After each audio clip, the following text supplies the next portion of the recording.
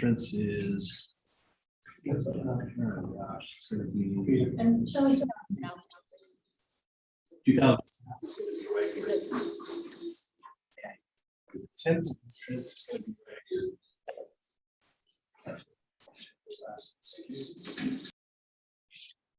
So with the temple probably being sometime in the fall, are we going to start this following spring, or are they going to start this in the fall?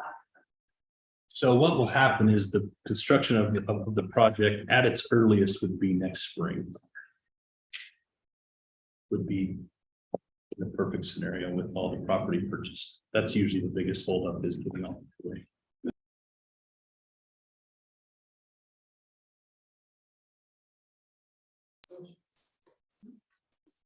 It sounds like a good idea to me, as far as, I mean, it just makes sense. Yeah, do what you can, and like, the economy and scale of life, so. Yeah, with you not changing their whole scope and actually building an intersection, I think that was a huge thing to have happen. It was a huge feat to have them do that, and then for them to wait because they want to do it all at once would be great. And it should give Provo some time to go ahead and finish and get their 2 lanes up to our 5 lane, and then they can figure out how to do that the rest of the way. All right, any other questions? Okay, sounds good. Thank you, Sam. And this will be voted on next week, just for reference. But next week, I'm assuming. I'm sorry, next council meeting. Yeah, next council meeting. Okay, we'll move to item number 2, North Utah County Aquifer. Reed, would you like to educate us on that?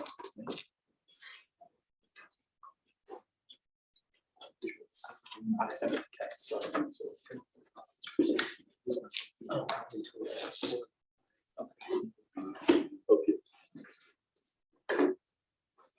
Tess, I sent you, is it in this? I will refresh.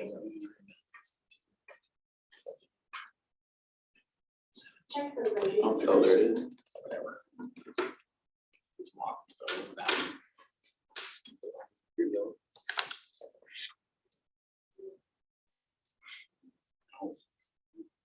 Unless it's not shared with you. Maybe I will share with us. Maybe I see it.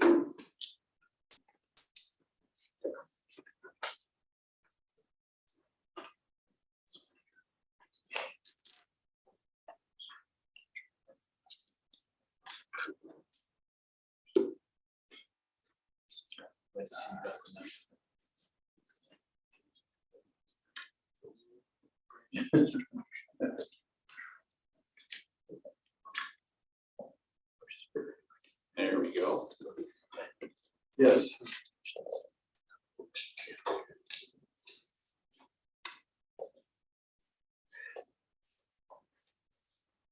Okay, Mayor and Council, we have been, as part of our responsibilities of managing the city's water resources, we are of course connected with many different organizations, all who have the directive and goals of making sure that we ensure we have a long and sustained water supply into the future. There's an organization called the North Utah County Aquifer Council. It was created back in 2017. This particular group recognized the critical relationship between groundwater and surface water sources. The original members were the Central Utah Water Conservancy District, Pleasant Grove City, American Fork City, Highland City, Alpine City, and Lehigh City. They actually started a study back in 2003, which lasted several years, to look at the aquifer, particularly focused on the north end of the county. However, our aquifers are large. They stretch all over the place. And so by that, do you mean they're in multiple cities? correct, that's correct. They're interconnected. Interconnected, yeah. Interconnected. They're no respecters of political boundaries. Right. So they started a study, created a plan where they were looking at the aquifers and trying to particularly look at aquifer recharge, where you take water, surface water, and put it back into the ground, and then pull it back out when you need it at a future time.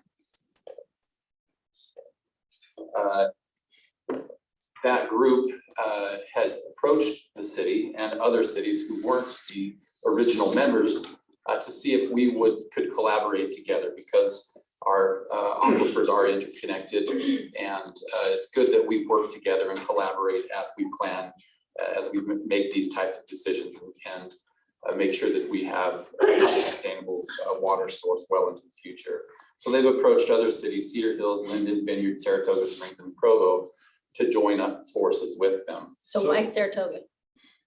Just because the aquifer would continue out that Because direction. we're out in Lehigh now, we now are connected to Saratoga, but Orem isn't necessarily connected to aquifers in Saratoga, other than around the lake. Yeah, it's really hard to define exactly where aquifers are. It's a water source that we all have. We have aquifers, and if we can plan together. Have they ever been, I mean, I can't imagine they haven't been defined in other states. Is that typical? They don't define their territory, they're not territorially used? Aquifer? No. No, I mean. Because they just can't, they're like interconnected. Arizona, right? Huge aquifer under Mesa, Phoenix. Right, and they're interconnected, they blend together. So you've heard of the Provo, perhaps the Provo recharge project that they're going to be spending a significant amount of money on. Their aquifer recharge, they're gonna put or inject treated water into the ground to be able to be stored and then to be pulled out at a future time, and not just send the water down the river. And this can be controversial, especially when you're talking about the Great Salt Lake. Right. You have aquifer recharge and water reuse are being targeted right now in the state legislature this year in an attempt to try to preserve as much water running downstream. So with that said, if another community puts water into an aquifer to recharge it, that water will go where it's going to go, and will follow the point of least resistance. And we may benefit from Provo City putting water in the aquifer that is interconnected. It's all the same. You don't worry about claims from other municipalities. Okay. And we have water rights to pull water out of the ground, and wherever it comes from, and we pull it out. So the purpose of this group, again, is to coordinate and facilitate the ongoing planning and development of groundwater sources, in particular aquifer storage and recovery, which is what we talked about, putting water into the ground to pull it out at another point in time. Also to investigate possible recharge and recovery locations. Where would a project be ideal to be? Where are the soils good, where if we were to inject it, that water would spread out to be able to be recovered at some point in the future. It's primarily a collaborative effort to plan for the long-term viability of these important water resources. So the activities that this group has done, I mentioned that they started a study back in 2003. It took 5 years working with the U.S. Geological Survey, as well as the Central Utah Water Conservancy District, where they identified some sites that they felt would be good for aquifer recharge in the north end of Utah County. They have since approached these other communities that aren't involved, recognizing that this may be a good way for us to collaborate and to create, not create water, but save water for the future. And so they've got a work plan for 2023 where they will continue some groundwater monitoring that they've done for years, but primarily to update the aquifer storage and recovery and feasibility study that they conducted back in 2008.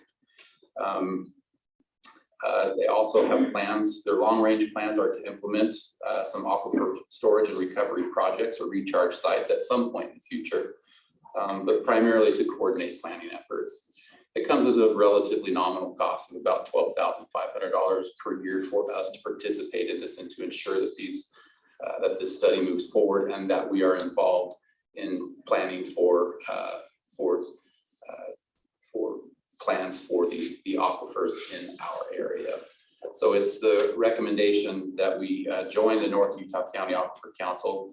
You can kind of ignore the north. It's not, it doesn't mean just those cities. We're expanding it.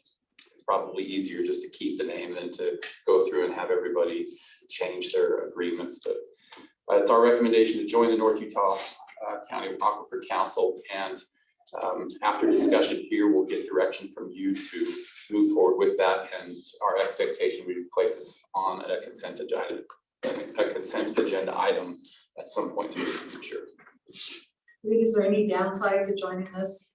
We don't see any. $12,500 Okay, a year. seems nominal. Yeah, I think it gives us a voice.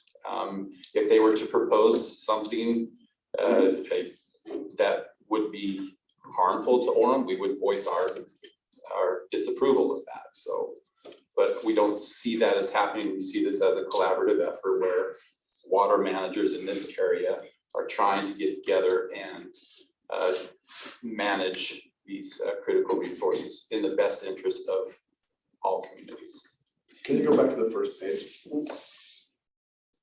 So those were the original members. Correct. Pleasant Grove, American Fork, Highland, and Alpine and Lehigh. And then those other cities came on later. These are the ones that they're approaching for their upcoming, for this current year, saying, hey, yeah, this is what we're doing. You want to join? And we would scale our work study based on the income that comes in. So they're having conversations just like this Exactly. with all these cities Exactly. to see who wants to join and who doesn't. So would the amount go down if there were more people? No, the amount that they sent us was this. It was based on if you fell within a certain population range, Okay, you paid a certain amount. There were different factors, and ours was 12,500. If Provo did not join, does that affect our joining at all as far as the way the water goes? No, we don't think so. Why did Linden opt out? Well, Linden did not opt out. They just didn't join initially. They've been approached now, and I couldn't tell you what Linden's decision has been. I could talk to my colleagues down there to see what they. It seemed like they got skipped, right?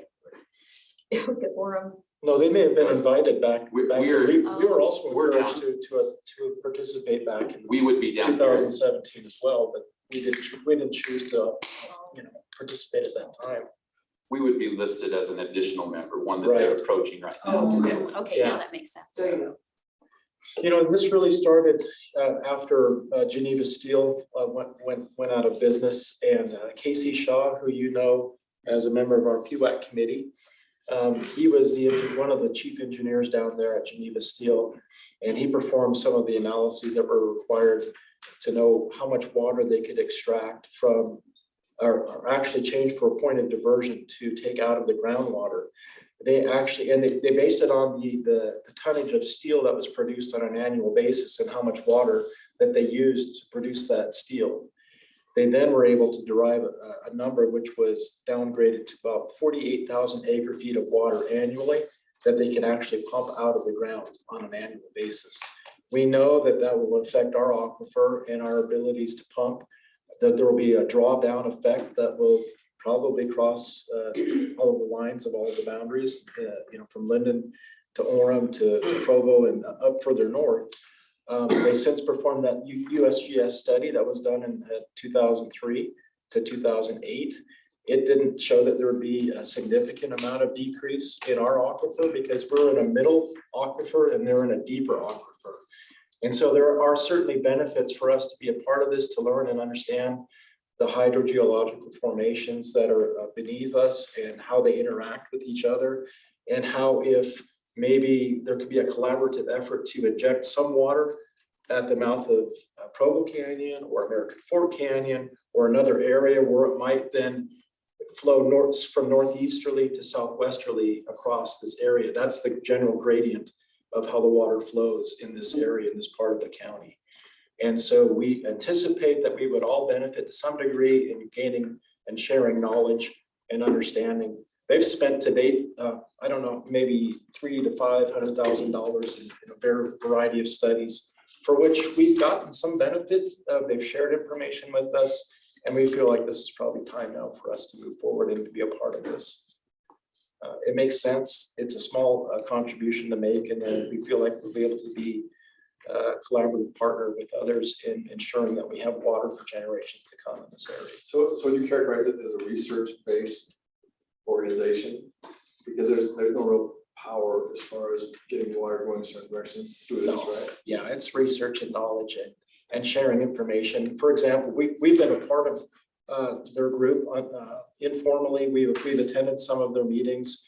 We're sharing information regarding, we have 9 wells, and we're sharing what our the water elevations are, the water tables are in each one of those, and what the respective drawdowns have been over the years, so we can look at things historically. We'll compare it against other communities as well, and we're trying to create more of a uniform analysis and understanding as to how water drawdown is occurring in the community, and how we can perhaps benefit it from aquifer recharge. The interlocal agreement, I mentioned that it identified potential sites for aquifer storage and recovery. If there was a site that was identified in Linden or in Pleasant Grove, the interlocal agreement is specific that that would be that municipality's responsibility to do that if they chose to do it. We're not going to be asked to fund a project in Alpine for aquifer recharge. We're just part of the discussion process, and if a municipality determines that this type of project is beneficial to them, we would give them a thumbs up and support them, but by no means financially, other than as this discussion body, this research group. Mostly like a research, Yeah. a Mostly. good neighbor trying to understand what's going on, optimize it for the Right. group kind of thing. And perhaps even leveraging each other's resources to some degree, where maybe multiple municipalities may have an interest at participating at developing an aquifer recharge at the mouth of, let's say, American Fork Canyon. And those communities might be Cedar Hills, might be Pleasant Grove, Linden, maybe Orem participates to some degree, to help fund that initially. I can't, and that would be the result of after doing some fact finding and research and analysis and engineering studies before we would make any kind of recommendation to do anything like that, of course. Obviously, I think where we would benefit the most is if we were to do some kind of aquifer recharge in the Provo Canyon area, where we have, let's say we're only using 40 or 60% of our total right. We could inject some of that water into the ground to be used in this area for future. It would be treated and cleaned, and then we would be able to use it, into the future. Whereas it would go downstream and then flow down to Utah Lake and then down to Salt Lake. Again, it doesn't come without controversy, but it's we're going to participate just to be able to gain new knowledge and understanding of where we are today and where we hope to be in the future. Right, and it seemed like it fits in the puzzle of water conservation. Right? Yes, yeah, absolutely. So, Tom, I tried to get 4 slides for you, so. You did great. Any questions? Thank you, Reed. so we'll bring this for a resolution to be signed by the council then, probably in 2 weeks. Okay, All right, sounds thank good. you.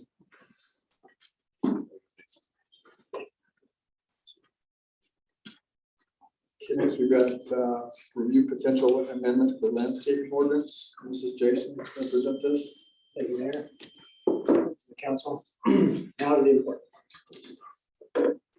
So before you, last month, Savannah Peterson from Central Utah Water came and talked about a program that they're doing to allow residents to apply for a grant through Central Utah Water.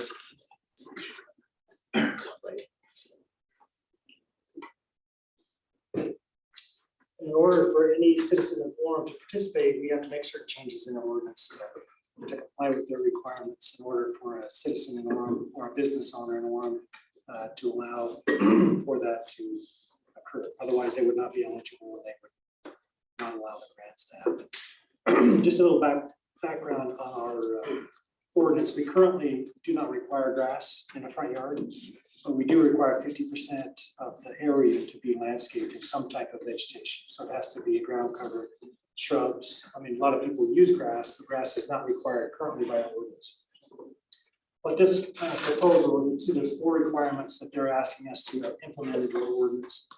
Is 35% would be the maximum that a resident of Orem could use in the front yard or a required area to be landscaped in a residential zone. So that's one of the requirements that we're proposing. Like I say, right now, we don't have that requirement, but this would maximize the amount of landscaping grass that they could use in the front yard. There is an exception if it's under 250 square feet, or if it's like a townhouse or something that doesn't have a large backyard, they would be exempt. or a city park, for example, those areas that are going to be used for recreation and things are also exempt for that requirement. But any single family home or any business owner would be required to be compliant with these requirements. Any slope in a bermed area that's greater than 25% or 4:1 could not be used grass. And then any commercial, industrial, and institutional or multifamily development could have a maximum of 20% lawn. It could be other material, shrubs, ground covers, things like that, but that's basically these 4 criteria are what they're requiring anybody in Orem. Since we're representing Orem, we would have to incorporate this as a city in order for them to comply and get a grant to help defray costs of what they're requiring. So the first one is this, the black is obviously our existing ordinance. The red is what they're asking us to do. So this would require any new resident that comes in or anybody that wants to modify their landscaping in the future in order to be compliant with our ordinance would have to have a maximum of 35% lawn. And the rest would have to be up to 50% is what's required. Could be other materials. And I'll show you some examples of what that would be. In a commercial, Is that changing from 6 feet down to 35? Is that? so right now it's 50% of a front yard. So let's take your yard. You could, if you wanted to go down to 50% grass, you could and still meet the current ordinance. But you also could take the whole grass, all the grass out and put 50% into shrubs, ground covers, those types of low growing vegetation and not have any grass at all. And that would also be in compliance with our current ordinance. What this is saying is that now you don't have that option. You have the ability to put 35% in grass. The rest has to be in something else. So it basically, we should say restricts, but it requires a maximum amount of grass rather than, but you still could opt out and have no grass. But if you, let's say your wife really likes grass and she wants the entire front yard to be landscaped. Any new home could not do that. They could only have 35% of their front yard to be grass. And currently they can have as much as they want. They could have as much as they want. So it'd be going from 100% to 35%. So this isn't just to get the grant, this is a new restriction on front yards in Orem for new builds. Yes, because that's what, if we want to go down the route of allowing citizens to have the grant from Central Utah, and this is the purpose we're here today, is simply to allow them to do that grant. But it also then changes our ordinance permanently that requires a maximum amount of grass rather than an option of right now, if I choose to take out my grass, I can, but I have to have 50% living material in my front yard. If they wanted the whole look of grass, could they do artificial turf and would that cover? So right now, we do allow up to 50% of, so 50%, let me go back up. So 50% of your front yard has to be some type of living material.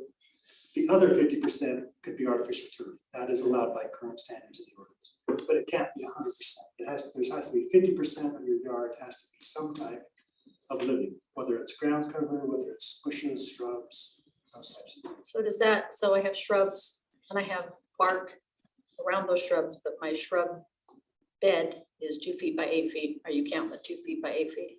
We're What's the counting square footage? the area of the shrub is full growth, so Just the plant, just the plant. So what the area that it possesses, that it covers At full growth. at full growth. full growth. Right. But if you got a flower bed with like 10 bushes in it, Then we'd probably end up counting the whole thing, because eventually it's gonna grow into that space. So if I buy a house, unless Oh, you well. trim it back. Well, but that's not how it's calculated though. It's calculated based on full growth for that plant. So that's less, that's quite a bit less than, because I got a lot of flower beds in my house. Uh-huh. We trim it back all the time. Uh-huh. And based on this, the flower beds wouldn't count. the So bushes would. we're not gonna come and say, well, you trim down the bushes, now you gotta do something else. If you plant bush shrubs and eventually, or potentially that grows to fill a 5-foot space, let's say, but you trim them down because you like the look of it more of a box, we're not gonna come out and say you're in violation of that because you've planted the area and met the requirement. But it seems like the flower bed would be counting as something else, because that's where there's no grass. There's But just- as far as residential, we don't go out and unless somebody takes out the entire, it just has gravel. We're not really going out and policing those types of things. Now, commercial we do, because it's a requirement of the site plan to have a certain landscaping plan that's approved. Whereas residential, we don't require landscaping plans. We do, they have to meet the general requirements of landscaping. And the reason we're having this conversation is because in order to get this grant, we would have to change our ordinance to match this as opposed to what it is right now. Right. So what is the grant? What is? So Central Utah is allowing citizens, so if you have a separated sidewalk, for example, and you have a strip out by the sidewalk, they're providing, I don't know the total amount, but they're allowing a certain percentage, let's say $5,500, whatever, 5,000, let's just say as an example. They'll give you that grant and then you go out and actually do the work and exchange it. Instead of having 100% grass, you're taking that out, planting shrubs, instead of putting drip irrigation, instead of a spray irrigation that gets, some of the streets, some of the sidewalk.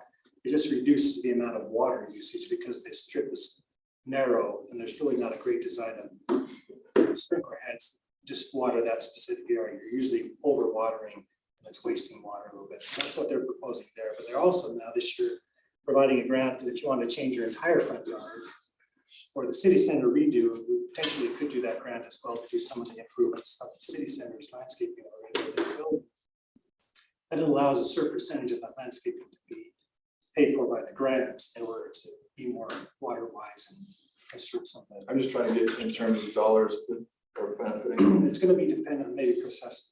Well, so Savannah Peterson from Central Utah, the conservation manager for Central Utah, was here about a month ago. And she suggested that it would be up to $3 a square foot of a credit that you would get for anything that qualifies and meets these minimum requirements here. So if let's say you had in your front yard, let's say a typical yard is around, our typical home is around 10, let's say 10,000 square feet. In the front yard, Jason, might be around 3-ish. So let's say you flip 50% of that's 1,500 square feet, you could get like $4,500 and $3 a square foot for whatever you converted from natural grass, turf to anything that meets these requirements here.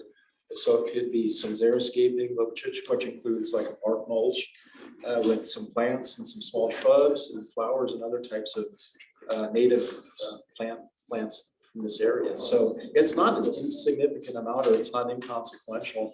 The seed money that went to this last year was $5 million. And now it's increased, I think, dramatically, and it's going to continue to get funded, it appears, somehow through the legislature perspective moving forward, at least until they deem that this is still a success, I would believe. So, Yeah, I mean, usually these kind of programs, the money is not absolute. It's there's this much money. Once it gets used up, then you're out. That's probably unless they renew a lot of money. Case by case, it probably depends on the plan that you submit, and it's gonna have to go through the review process to make sure it meets the requirements. And they will base it on that availability. I have a question. You were concerned at one point when we were doing about the heat that the rocks were giving off. You know, that if you heard it too much, there'd be a lot of heat. Does that sound familiar? yeah. So would this have any worry with the lawns right now, or is that not gonna be a problem if there's too much? We hope that they use a variety of different materials, right? We allow bark, we allow, whether it's rubber mulch, we allow, other types of materials. It doesn't have to be 100% rock. So it just depends on the tree canopy covers and all that kind of, if you just have a blank slate of just rock, then yeah, the heat index is gonna be probably a little less than an asphalt parking lot. When you break it up with shrubs and different things, then it reduces that. So this change wouldn't necessarily be a concern, is what I'm asking you. No, I guess the biggest concern that I think that I would have as far as the city is the maximum. We require now 35% is the max, and it really takes away a little bit of the flexibility of the property. So, and that is dictated by this grant, the 35%? It is. We have to do that? Well, no, we only have to do it if you want to participate, right? If you want the citizens to be able to participate, then the city does have to approve. But but didn't you say new construction they can't do more than 35%? If this is approved, that would be the case, yes. So is that new construction, tell me this definition. So we've got a lot of homes that we want some urban renewal to occur to, right? Somebody tears down a house and builds a new one. Is that new construction? Yes. So this could impact properties through that process, going through that process then. And the downside of the grant situation is, like I say, I don't think it's absolute. I mean, there's $5 million. They use it all up until it's gone, and now they renew it with this. But at some point, I mean, because I've seen this a lot in California, there's no more money. And so there's this whole line of people outside, wanting to get their grant, but there's no more money. And so then you're down to if they renew it or not. But in the meantime, you change your ordinance to where you're kind of stuck. right? And if I buy a home and it has this 35% and I want more, I can't do it. I can't re-landscape the way, By ordinance, that is correct. But however, you mentioned this is only the front yard, right? It's only the front, well, Central Utah requires any landscaped area. Our ordinance only requires the front yard to be landscaped.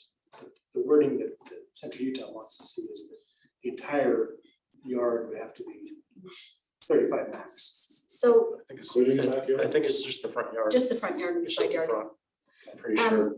My concern is, I mean, those are hard to maintain, flower beds. They're very labor intensive to keep the weeds down, If they're not installed correctly. or once the weed barrier wears out, you got this stuff coming up through. Yeah, the type of maintenance will change. There's no doubt. You're not gonna be sharpening your mower blade and getting oil and gas in your mower and mowing and edging and trimming. It's a different type of maintenance, and I think Savannah did address that pretty well, that you will have to maybe do some pre-emergent, spray some pre-emergent down or do something like that. But then throughout the year, it should look pretty good. You can't just set it, forget it, and not do anything with it forever, right? You're gonna have to do some different types of maintenance on it. That might require some kind of a treatment for weed control. Then you have the issue with Roundup. Roundup chemicals, yeah, So exposure. my question though, if this doesn't work, say we pass this and we find that it's too burdensome, we could change it the following year to go back to. We could, we Well, are we didn't- allowed to though, based on the people, I mean, we Well- sign up, change it, our biggest grants, we change it back, that doesn't seem like they're allowed. Well, I'm just saying though, it became, You're laughing. Yeah. I mean, Same thing. city can do whatever, right? If they want to participate in the program, decide it doesn't really fit into their thing, then we can always change it back. But let me just show you a couple of pictures, for the sake of time, Mayor, let me just. May I ask one question first? Oh, sure. So there was a home on Fourth West that was tried to landscape and had big boulders, right? It was not an owner occupied dwelling, let's put it that way, in the whole front yard. And somehow they could do that. It As long as doesn't have to within be, within the areas, the crevices and the things of the big boulders, as long as 50% of that has some type of living within the boulders, not in the boulders, but around the around boulders. it, As long as it's 50% collectively, that would meet the. like a kidney bean or something in there. Yeah. Okay, Are you familiar with Mox Tech on 12th North The rock State? area, what's that? Mox Tech on that 12th doesn't North count State. all as They have vegetation, big just boulders there. how big that plant will be when it's full grown, right? Right, so in this instance here, on this 50% of that is gonna have the grass, and Yeah, that's what we're counting as meeting the requirement. yeah. The underlayment of rock is just the material they're using to keep that. So as you can see on these, they've got bark in this one, they've got rock there. But the landscaping plants themselves meet the requirement. And they have, roughly 30. And what is the driveway and sidewalk count as? They don't count as far as requirements. Okay. So we exclude those out. Whatever is needing to be landscaped is what we're required to have the 50%. So, I mean, that would be a good thing to see, and I guess that's what this is, but yeah, quite a few different versions of what 35% looks like. But it does, then I guess the drawback is that it does limit the amount of landscaping you can have. Now, are we gonna go out and drive down every street and make sure, no, we're not going to do that. But it would be the ordinance, right? And that's what we would tell, if somebody calls up, we would tell them what the ordinance is. I think my house actually qualifies for this, just because I've got a ton of flower beds.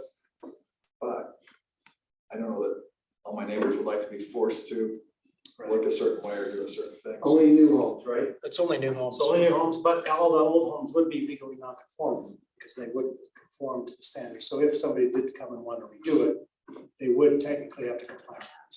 So like if you remodeled your yard. That's So- not, that's So existing. if I it's have not new. overgrown bushes and that I want to replace, If you wanted to, not bushes, if you wanted to tear out your whole front yard and redo it, okay, you would have to comply with them. okay. So the Orem Natural Resources Stewardship Committee did review this, are very supportive of the direction. But they did indicate that, maybe there's some other alternative, other types of grasses that maybe are more drought tolerant. So maybe the 35% is something we could work with Central Utah to come up with. Maybe if you use this type of grass rather than a Kentucky bluegrass, maybe we could, I like that. it's still a water wise.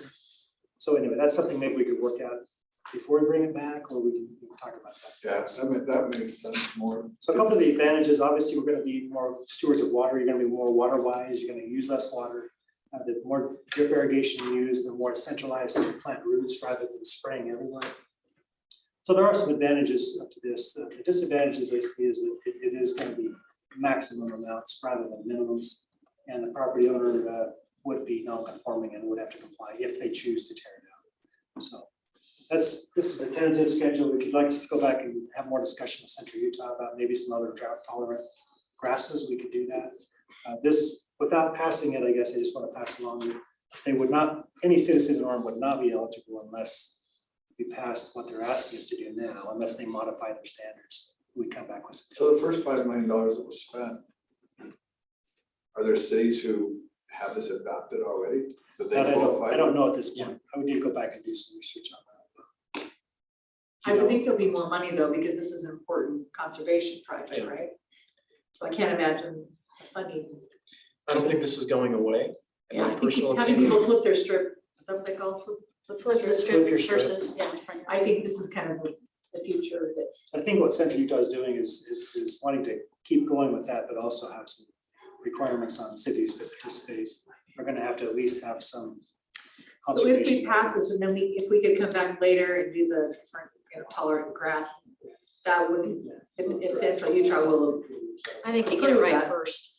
or do we need to get that first before we? Yeah. I mean, let's- right now, we're ordinance, and I thought we got the requirement, because we don't require grass at all. We just require 50% of living materials, but they want to have an actual maximum number. That's Yeah. that's where our ordinance. I'm differs. uncomfortable with that 35%.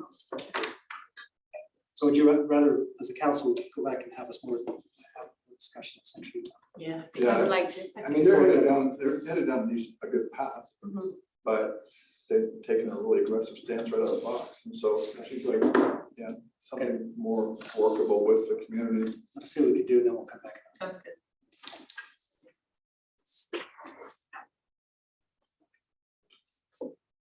Any questions? Okay, thank you, Jason.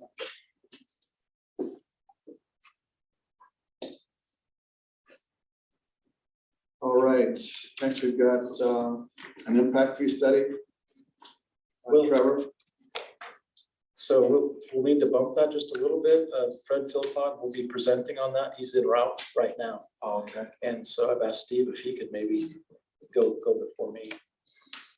Sure, be happy to. Do I need to go over there for the Zoom stuff? No, okay. So my item is a proposal for a new ordinance amendment to amend section 2-6-1 of the city code, which is entitled City Administration, to add a new subsection 10, which would be called Management Services Department. And this is prompted by, I think, the departure of our deputy city manager, and who managed a lot of or several departments within the city. And his departure opened up an opportunity for some restructuring that I think we thought would gain some efficiencies in city management and city organization. So the proposal is to create this new management services department that would essentially entail or include the human resources, risk management, information technology, and communication services for the city, and also include the Office of the City Recorder. Two of these divisions, the human resources and the risk management, are currently already managed by the HR director, which is Carrie.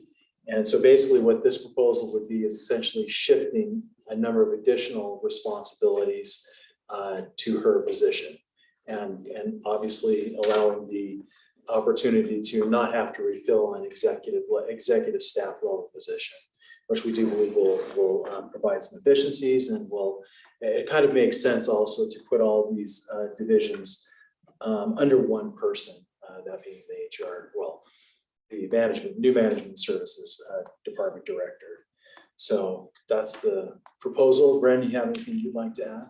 Was that interestingly, there used to be an administrative services department. We took out a handful of years ago.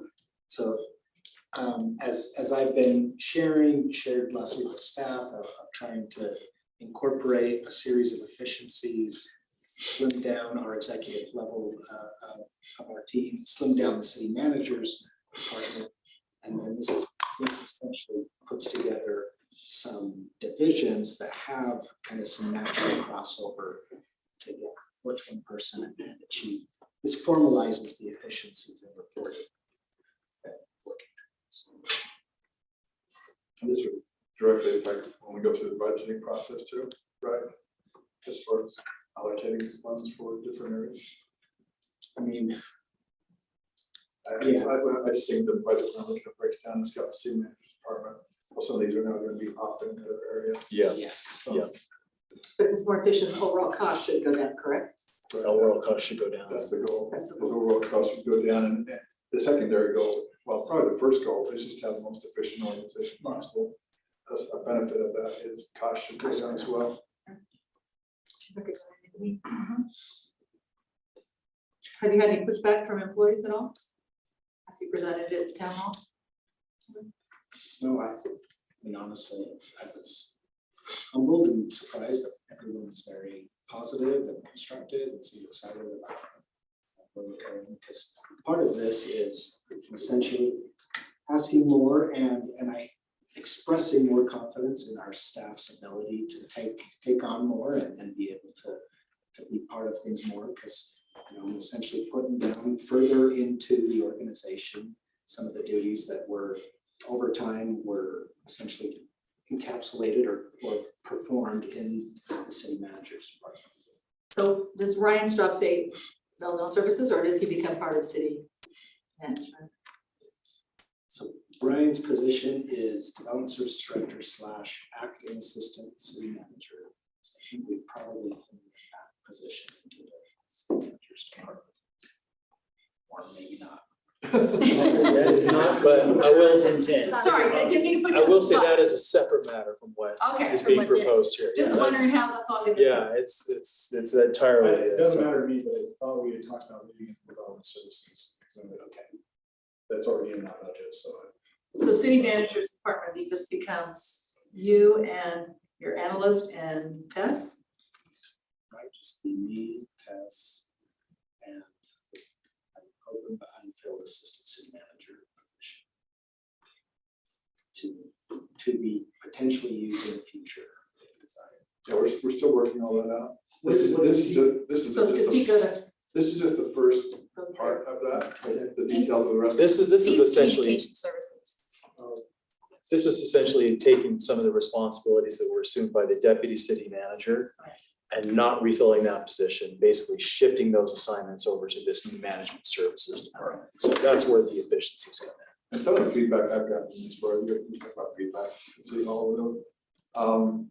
I've talked to several employees who tell me that they feel like their job description is just opening up because of the restructuring. They have more opportunity and they have more upside that they didn't feel like they had before. So there's other people excited Upward about that. mobility. Is that- Yeah, So over time, as some things would really become higher profile or of greater concern, it ended up getting wrapped up into the city manager's.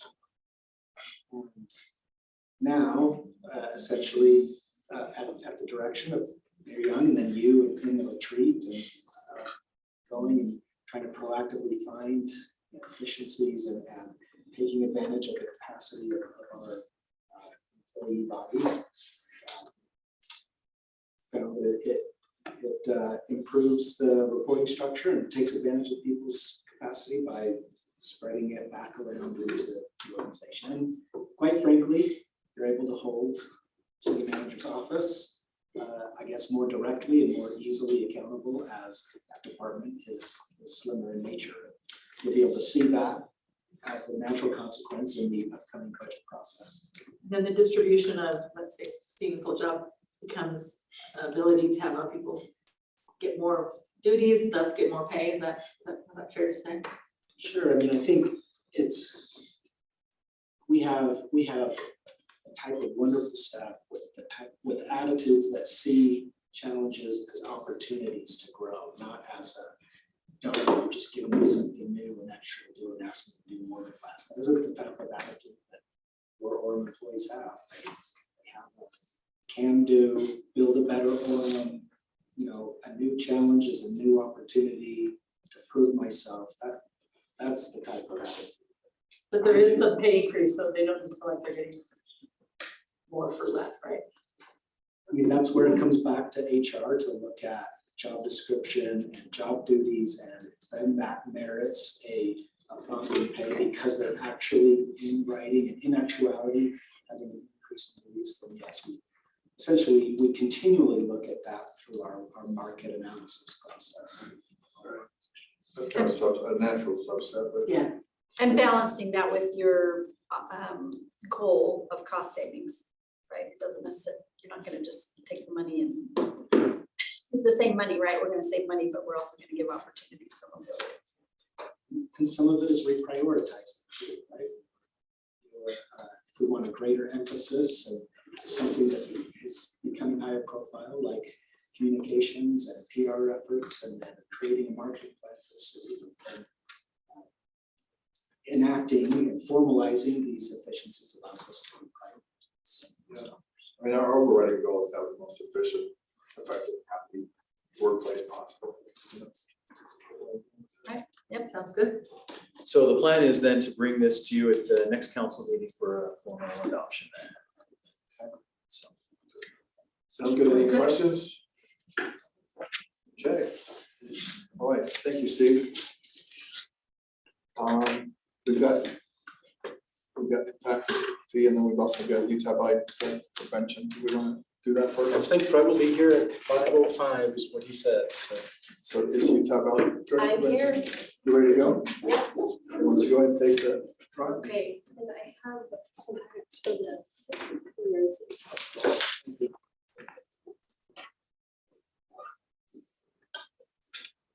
Well, by way of introduction, my name is Wendy Wright, as you can see. And I work for the Utah County Health Department in the Division of Health Promotion. And I work in opioid overdose prevention.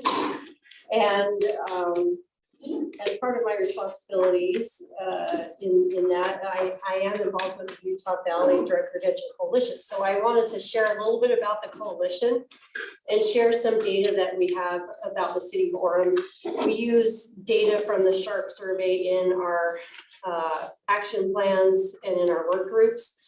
And so I'll just be sharing some of that here. So on the left side of your folder, I just have some information about the coalition.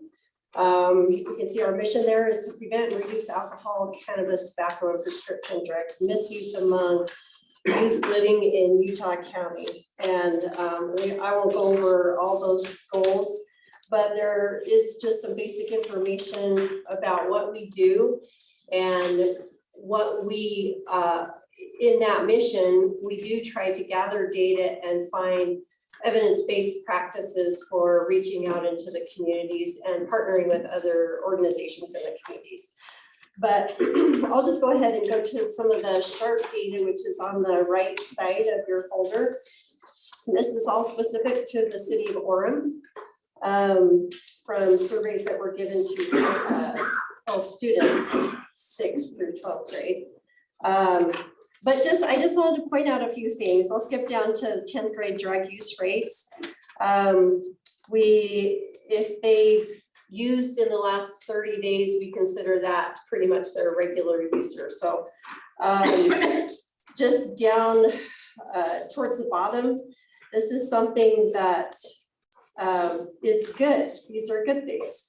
75% of students believe they would be at moderate or great risk of harming themselves if they smoked marijuana regularly. So that is reflective of some of the values that we have in the city of Orem. And one thing I did want to mention, and maybe you're familiar with this, and we'll just go to the back Before page. you leave that on the front page, you have marijuana 30 days, 5%, L 15%. I don't know what the 5%, the L 15%. Sure. Yeah, so 5% of 10th graders in the survey reported in the last 30 days they had used marijuana. Okay. And that's what I was saying, we use that measurement to determine that looks like someone who uses And what's regularly. L 15? And that means any time in their lifetime. So Okay. 15% L they is tried lifetime. it, Got they it, basically tried it. That's a really good question, thanks Yeah, for thank you. pointing that out. I do have a question, I mean, Yeah. how honest do you think these are? I mean, Well, you know, and there's a lot of information on the SHARP survey. I know it's been in the news the last couple of years. But if you go to the website that has the SHARP survey information, it gives you the list of questions that are asked and how these factors are determined by the answers on those questions. And there's no reason for anyone to be dishonest. I mean, obviously, I guess you could have kids, but they feel. these are anonymous, you can't track this back. Exactly, it's anonymous, nobody knows what they're putting down, the people next to them don't know, the teachers don't know, the I guess administrators. my natural would be, this is probably underreporting that, I'm not, that's just my. You know, feeling, but- That's, yeah, that could be a factor. So, and not every student takes the test, the survey as well, so. Do you have a percentage of opt-out? I could get that information, but I don't have it with me right now, how many opt out, so. And But, do yeah. you think it goes up dramatically by junior or senior year, or is it pretty stable?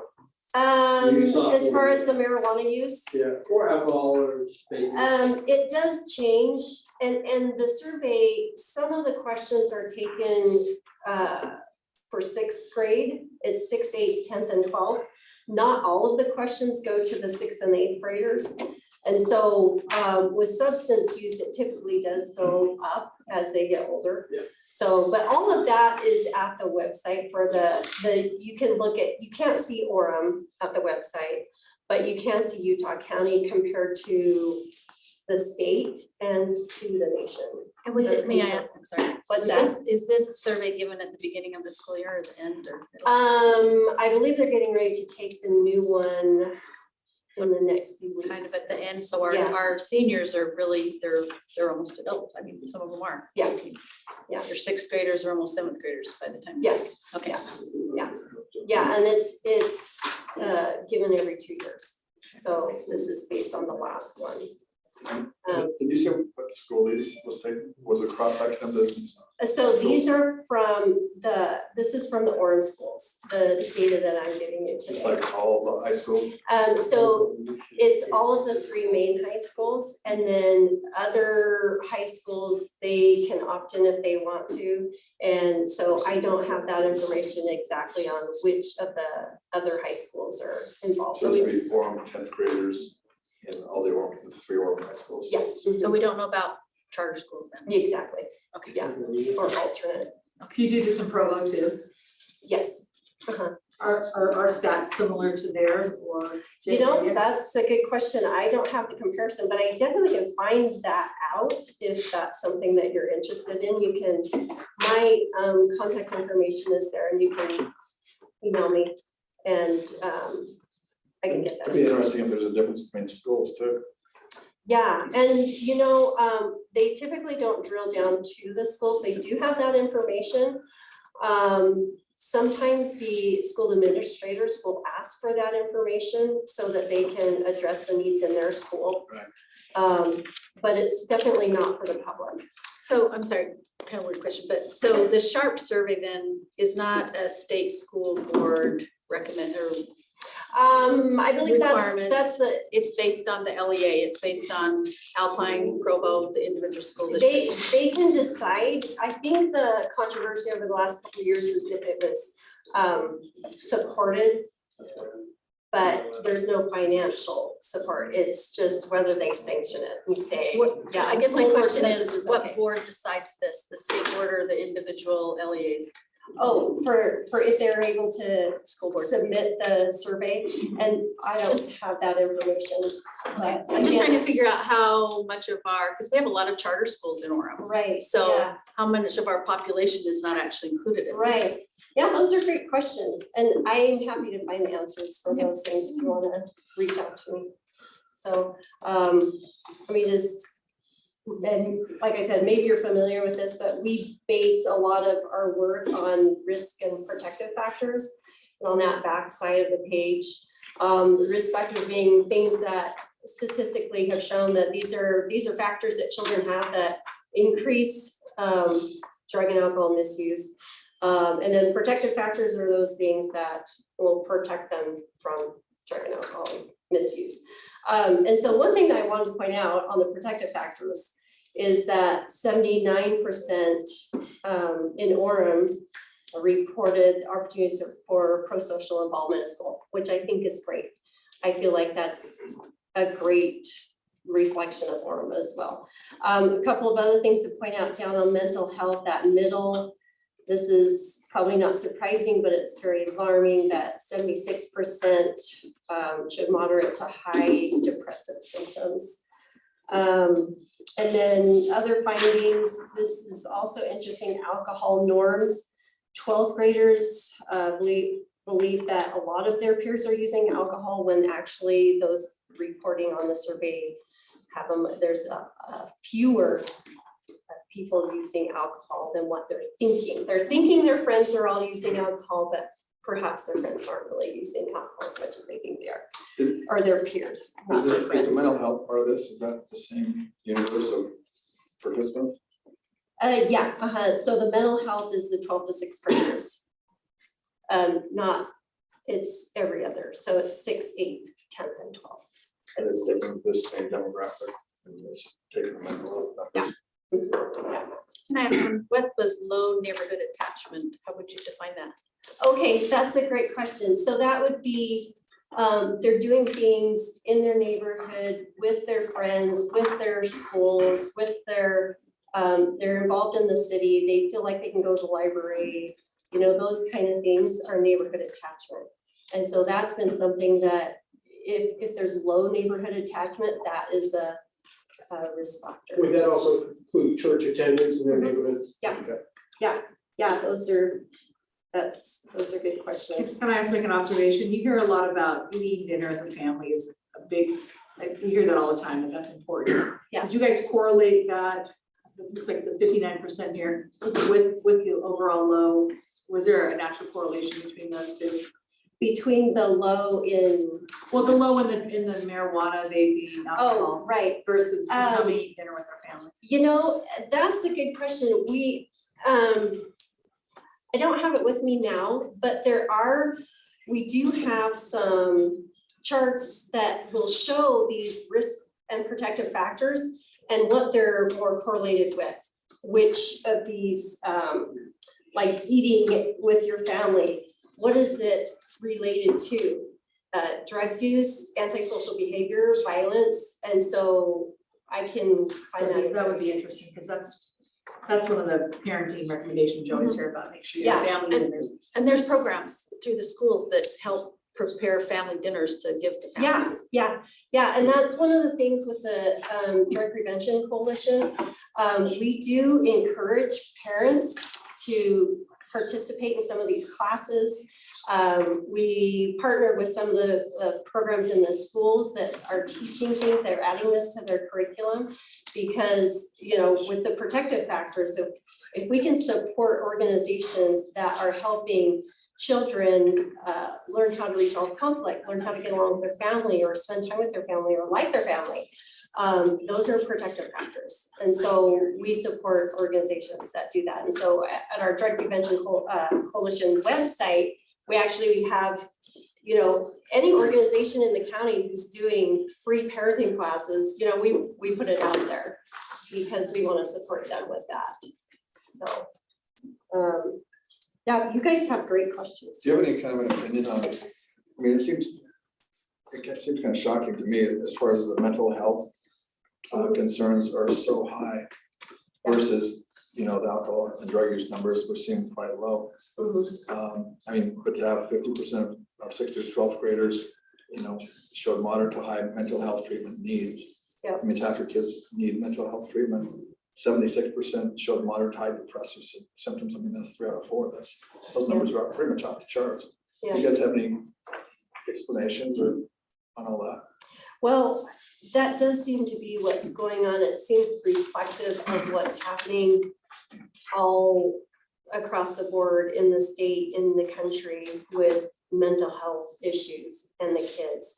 And what we're focusing here is on drug and alcohol risk and protective factors.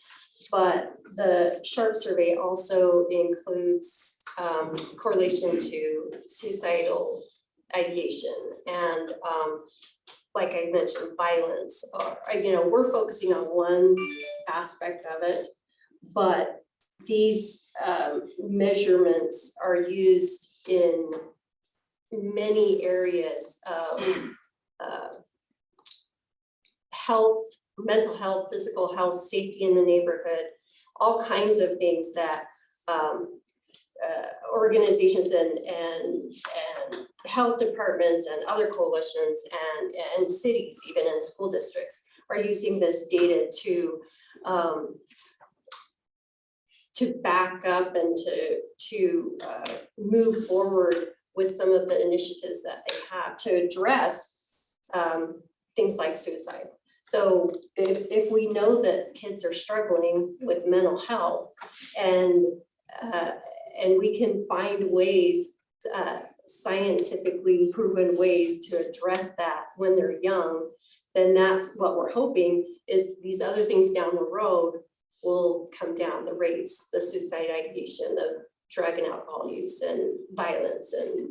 Because that's, I mean, obviously, we're just looking for the first time and we're not scientists and we're just regular people walking down the street, but those numbers seem like, if you're looking at this and saying, where are the alarm bells going off, it seems on the mental health side, where the real serious going deeper and finding solutions and getting things out from a city and a county level would be a big deal. Yeah, I agree. Do you also have an idea how these are trending, like is there more alcohol use, more marijuana from previous years?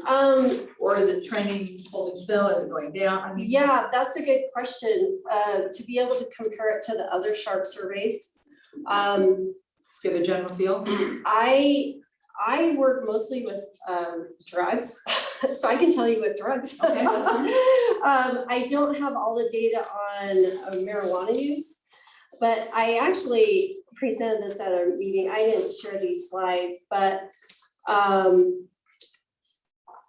yeah, so I don't, this might not be significant to you because you can't see it, but the death rate, the overdose death rate from 2016 to 2020, and this is not just youth, this is everyone. Orem was right at the state level, and I don't have a comparison from that to the other years, but I do have a comparison for just the general overdose rate, and that's fatal and non-fatal, or actually, I take that back.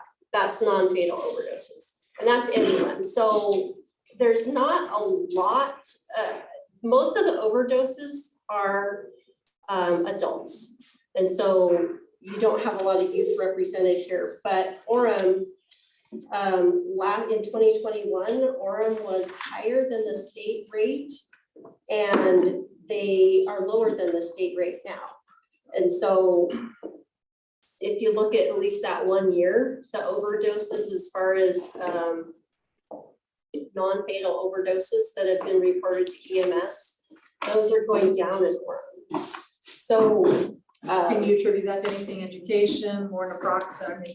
Yeah. Well, yeah, a lot of it is the change in prescription, the way opioids are prescribed. It has changed significantly over the last 5 years. Another is education, or at least that's what we feel like education has been a big part of it. We've done a lot of promotions. A lot of other organizations besides us have done a lot of promotions to educate people so that they, you know, I mean, they might still be using the drugs, but they're not overdosing as much as they were. And again, that's not necessarily the youth. Our drug prevention coalition is more targeted at the youth, but it all kind of overlaps. So What year did the SHARP survey start? when did it start? That's a good question. I don't know how long we've been doing it, but it has been every 2 years. I'd be curious to know the answer. Yeah, well, feel free to Or what they email used me. before. you What's know, that? Or if there was a survey used before to gather data, Oh, you know, right. just so we can kind of see trends, you've got to understand if you're. Yeah, it definitely can for the last few years. So that shouldn't be a problem to find the trends. But as far as the Utah Valley Drug Prevention Coalition, we encourage you to advocate for some of these initiatives that your community is already doing. The city of Orem has a lot of great health promotion. I know with the newsletter and programs, so there's not, I don't know about a coalition, like some of the other cities have a community sector coalition. Orem doesn't have one yet. I don't know if they're in the process of working on that. But just as far as, takeaways, we encourage you, as you're involved with your commissions and other partners in the city, if there is anyone who would like to be a part of it, we'd love to have people represent from the different cities. And also just promoting things that are in your neighborhood, in your cities that can help with these. So do you have events that you just try to work through, like the schools or organizate United Way? We do have events sometimes. And you can go to the website and follow the social media to find out what's going on. A lot of times we encourage and support other organizations, especially the communities that care coalitions. Like I said, a lot of the cities have those. But Orem doesn't have one right now.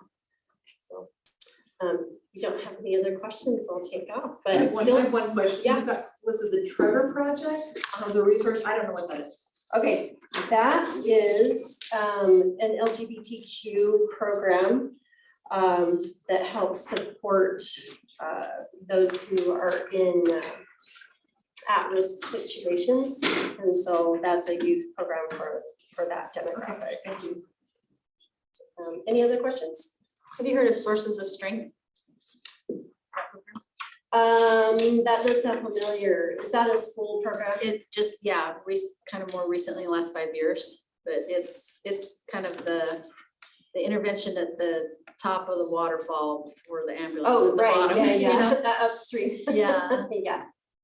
Yeah, and I know a lot of the schools, I'm not familiar too much with what the schools in Orem have been doing.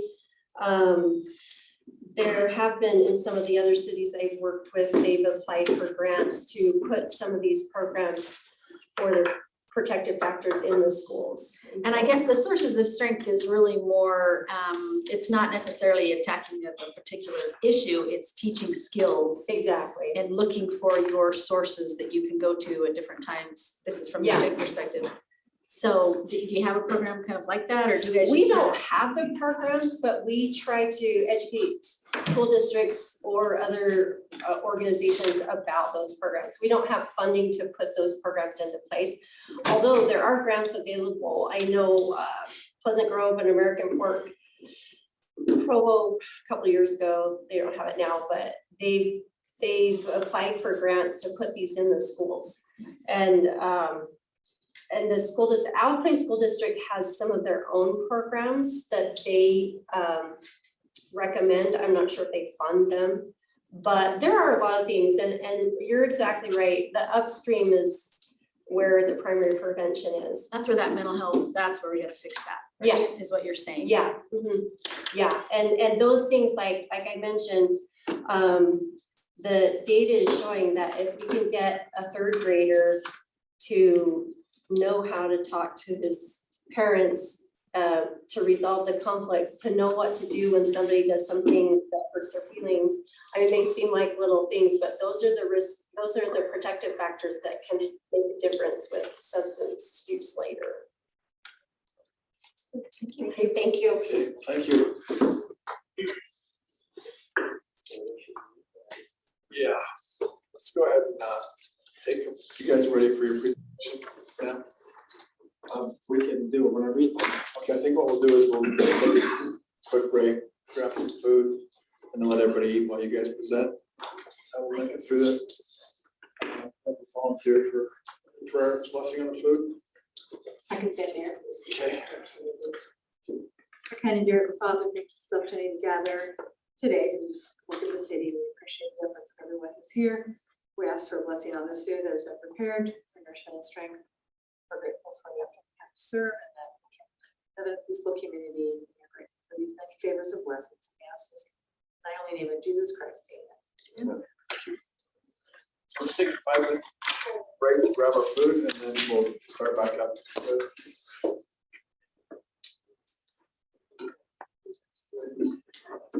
Oh, yeah.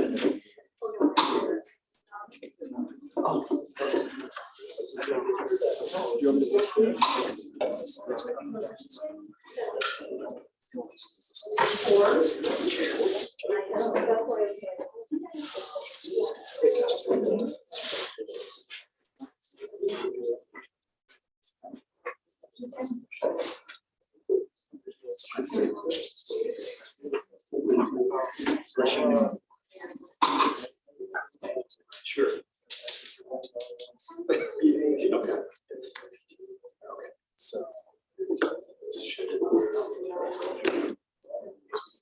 Yeah. Must have been a fun trip.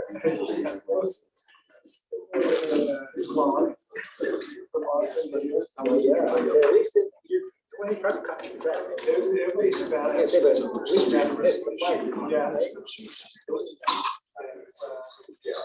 On the way to Oregon, actually, there was a little bit of traffic. But here, around St. Louis, it slows up, so you cut it down.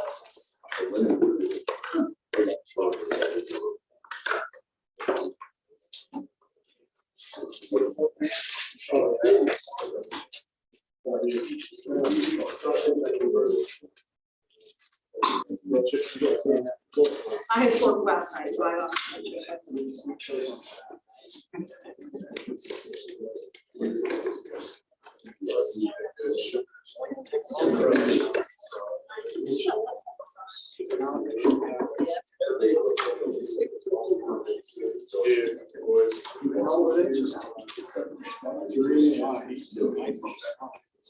Three and how old? Oh, 23. I thought you were gonna say months.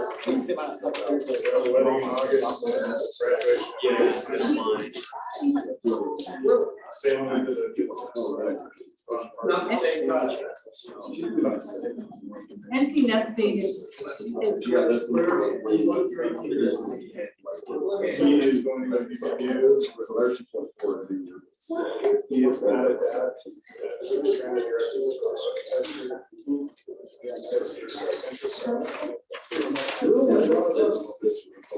he'll find his way.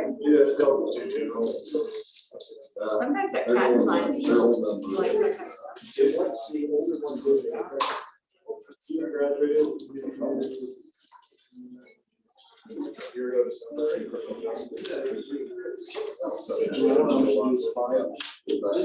Ryan, you send me an invitation, I'm good for cash. Happy to contribute.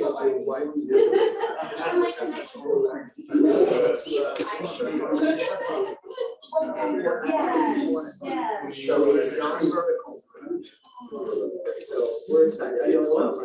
No, I'm excited, and I'm telling you, when you open it, my grandkids are coming. Well, that's fine.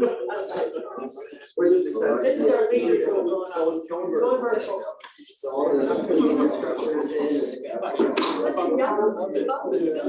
You know? Work them out. If I was in charge, I would have taken it out, I got shot on that. Really? No, we hate that thing.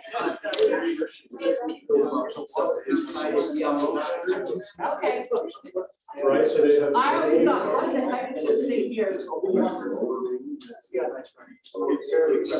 let the people speak it, because I was told to take it out.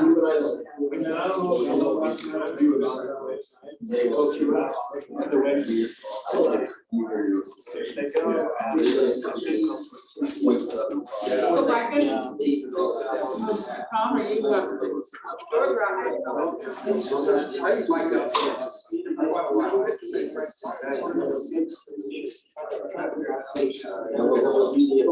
Yeah, do another. I'm in my meeting, can I call you back later?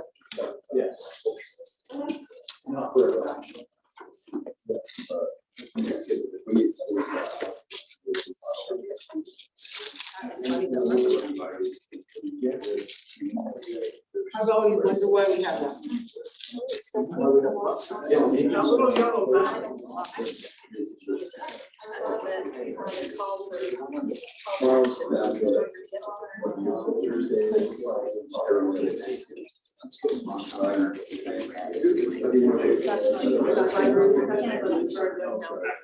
know everyone, so that's okay, let's do it.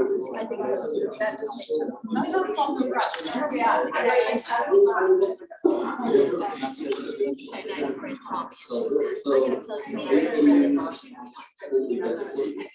Yeah, you should just like. Yeah, that was it. Yeah, me too. I think that's a little. Feels right. So sorry, right, I just. But Bryce, I still like the idea of having a library. I still like that.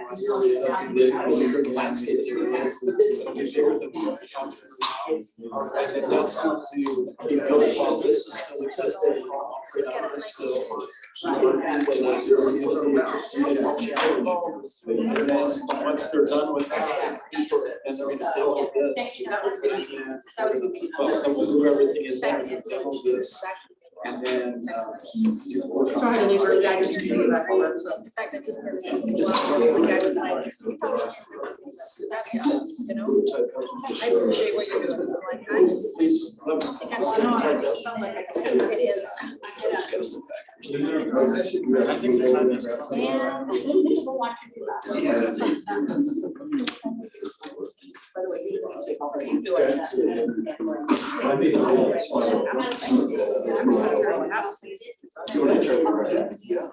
It goes to shoot or the door. Here or elsewhere. Well, they're alone, then yes. Yeah. I think we appreciate it more than we are just there. We need to appreciate it more when they're here. I mean, it's very. It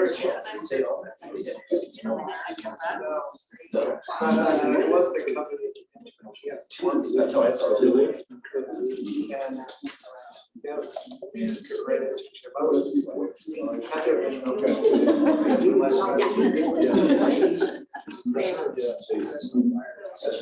So when did you get married in relation to your?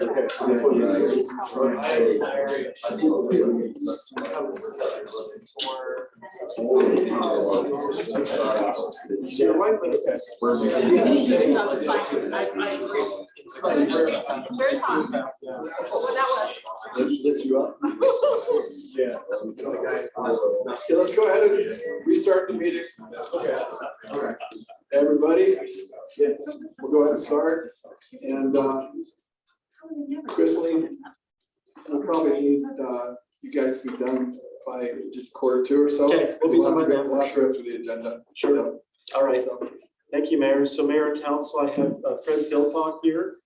He is part of Lewis Young Robertson Birmingham, which is our financial advisor, our team that we've hired to help us and assist us in a variety of ways, including impact fee analyses, as well as creating financial plans for utilities and other types of financial support. And so Fred has made it down just in time for this meeting, and then he'll present. And then if you have any questions along the way, please feel free to stop and ask a question, or we'll be done no later than quarter till.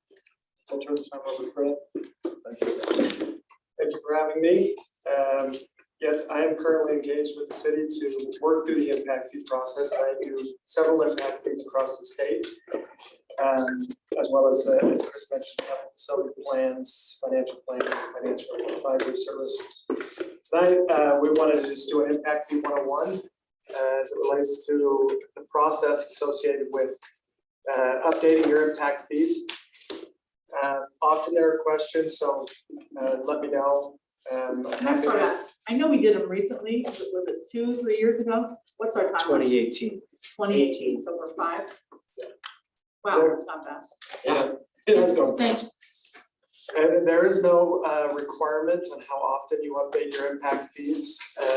We typically recommend that entities look at environmental factors, economic factors, and other assumptions, and as those change over time, often those can be triggers to an update. So you may do those, some entities will amend impact fees within a year, others may sit on it for a little bit longer. It just depends on your community. At its core, the Impact Fee Act requires that we have an impact fee facilities plan and a proportionate share analysis, which we call an impact fee analysis. What that is we're taking the assumptions and ensuring that it's proportionate to both existing and new development. Impact fees are the fee, one-time fee assessment on new development activity. So it's not a fee that you charge to existing residents.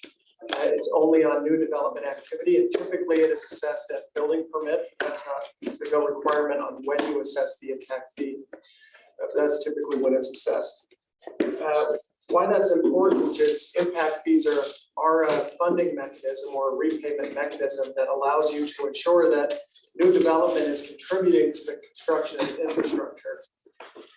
Rather than making the general public or your either general fund or your utility rate revenues cover that cost or all of that cost, impact fees can be a tool that helps allocate a portion of that cost to new development based on the requirements of the statute. Often it's depending on the community, it can be a large portion of that infrastructure, or it could be a smaller portion of that infrastructure. Impact fees are also only applicable to capital costs. So we can't charge impact fees on operations and maintenance. It's just on that capital investment. So as we go through an impact fee process, the development of an impact fee facilities plan and an impact fee analysis, often entities will engage firms like LYRB as well as engineering firms to complete some of the engineering effort associated with the components of an impact fee study. When we look at the components of a study, they're typically these 5 elements. Now, how we apply these elements to each service is different, but these 5 elements govern most or all impact fee analyses. We have to look at service area and demand. We look at levels of service specific to your community. We look at your existing facilities and identify excess capacity. We then identify future facilities when your existing facilities are insufficient to handle growth, and we look at those future facilities. And then the final step as part of the planning process is identifying the financing component associated with both existing and future infrastructure. That concept of existing facilities and future facilities is an important concept to wrap our minds around when it comes to impact fees, because really it's an averaging of those components. The existing facilities and infrastructure will provide benefit or may provide benefit to new development. They can pay you back for that investment. And when they use that excess capacity up, again, when you layer in future facilities, then those come into that averaging as well. Depending on the relationship of your infrastructure, if we're looking at quite a bit of excess capacity versus future facilities, the weighting of that impact fee that influences the overall calculation of the impact fee. There's a requirement in the statute, in the Impact Fee Act, that if we include any of your existing facilities, we have to use the original value of that infrastructure. So if I constructed that infrastructure in 1970, I have to use the $1970 when evaluating that infrastructure. Versus future facilities, if we're constructing future facilities, I use that future cost, including inflation and any financing cost. So obviously it's cheaper for new development if they're paying you back for old investment, historic investment, versus building new infrastructure. So that's really why that's there, is ensuring that we evaluate that excess capacity first and then look at future facilities. When we step into each component here, as we look at service area and demand, what's critical here is the Impact Fee Act allows us to define our service area. Obviously, that's limited to your jurisdiction when you come to the actual assessment of impact fees. But what can influence that is annexation areas, or if you have sub-service areas within your municipal boundaries, there may be a need to split the municipal boundaries into separate service areas. An example of that is I've worked with Salt Lake City on their impact fees. And they were looking at the Northwest Quadrant as a specific service area potentially when it came to impact fees and how they might evaluate that. Prior to my involvement, they had an east and west service area that actually created some concern from the development community, so we had to reevaluate that. So defining the service area is critical, and then once you have that defined, we look at the demand within that service area, and that's going to be unique for each of the services that we look at. For example, public safety, we're looking at calls for service for fire and police. Whereas water and sewer, we're looking at equivalent residential connections or equivalent residential units. For transportation, we're looking at trip generation on your road. So as we apply the general methodology with regards to demand, the specifics are unique to the service that we're looking at. It's also important to note that as we look at those demand variables, the standard of practice is to focus on a 6 to 10 year planning horizon. So the Impact Fee Act doesn't actually specify that as it relates to the Impact Fee Facilities Plan. What it does specify is that entities have 6 years to expend funds from the date from which they've collected those. So there's a rolling 6 year expenditure horizon for impact fees. And so based on that requirement, we've shortened that planning horizon to ensure that you can expend the funds in the appropriate time horizon. In addition, we want to make sure that we're not utilizing stale assumptions with regards to planning. And so by focusing on a shorter planning horizon allows that document to be more up to date with regards to. So I have a question. Usually there's public safety impact fees, water, sewer, parks, road. So each of those have to depend on the projects in that area, or you want them all on one big impact fee? You have 6 years to spend it, or does it have to go specific to that impact? So yes, the impact fees have to be specific to the service for which it's collected. The Impact Fee Act requires that the funds be allocated to a specific interest-bearing account for that service. So every impact fee is tracked. So each fund has a 6 year. Each fund, yes, from the date it's collected, but in most cases, you're not looking at the specific individual impact fee. If I paid $2,000 of a park impact fee, it's not specific necessarily to the neighborhood, or that goes into the general park impact fee fund balance and is spent for park services in general across the service area. So it's specific to the service area for which it's collected and the service for which it's collected. And the service area is defined when? Usually it's defined at the outset of the impact fee process, but that can morph as you go through an analysis. Most entities typically have the impact fee service area contiguous with the municipal boundaries. So it's fairly rare that we split it up. Just because the nature of an impact fee is such that we're only allowed to include system improvements in the calculation of the impact fee, or capital infrastructure that benefits the system as a whole. Whereas project improvements or improvements that benefit specific neighborhoods are typically either required to be constructed by the developer or excluded from the impact fee equation. So based on that requirement, in most cases, it makes sense to look at a broader service area because our system improvements are also designed to serve that larger system. But there are instances where I have separate service areas. So we'll essentially relook at this as we update it.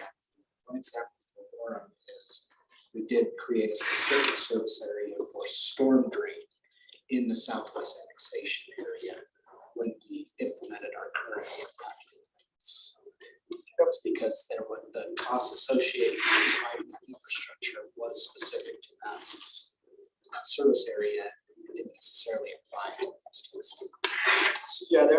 examples like that or situations like that where a specific service has a different service area than the other services that we assess an impact fee. So in storm, there was a different service area versus public safety, which may encompass the entire municipal boundaries. So another key element is we talked about those 5 critical components of impact fee methodology is level of service. The reason why that's so important is because the Impact Fee Act requires that we establish your level of service, Orem City's level of service as it relates to each of these services that we evaluate.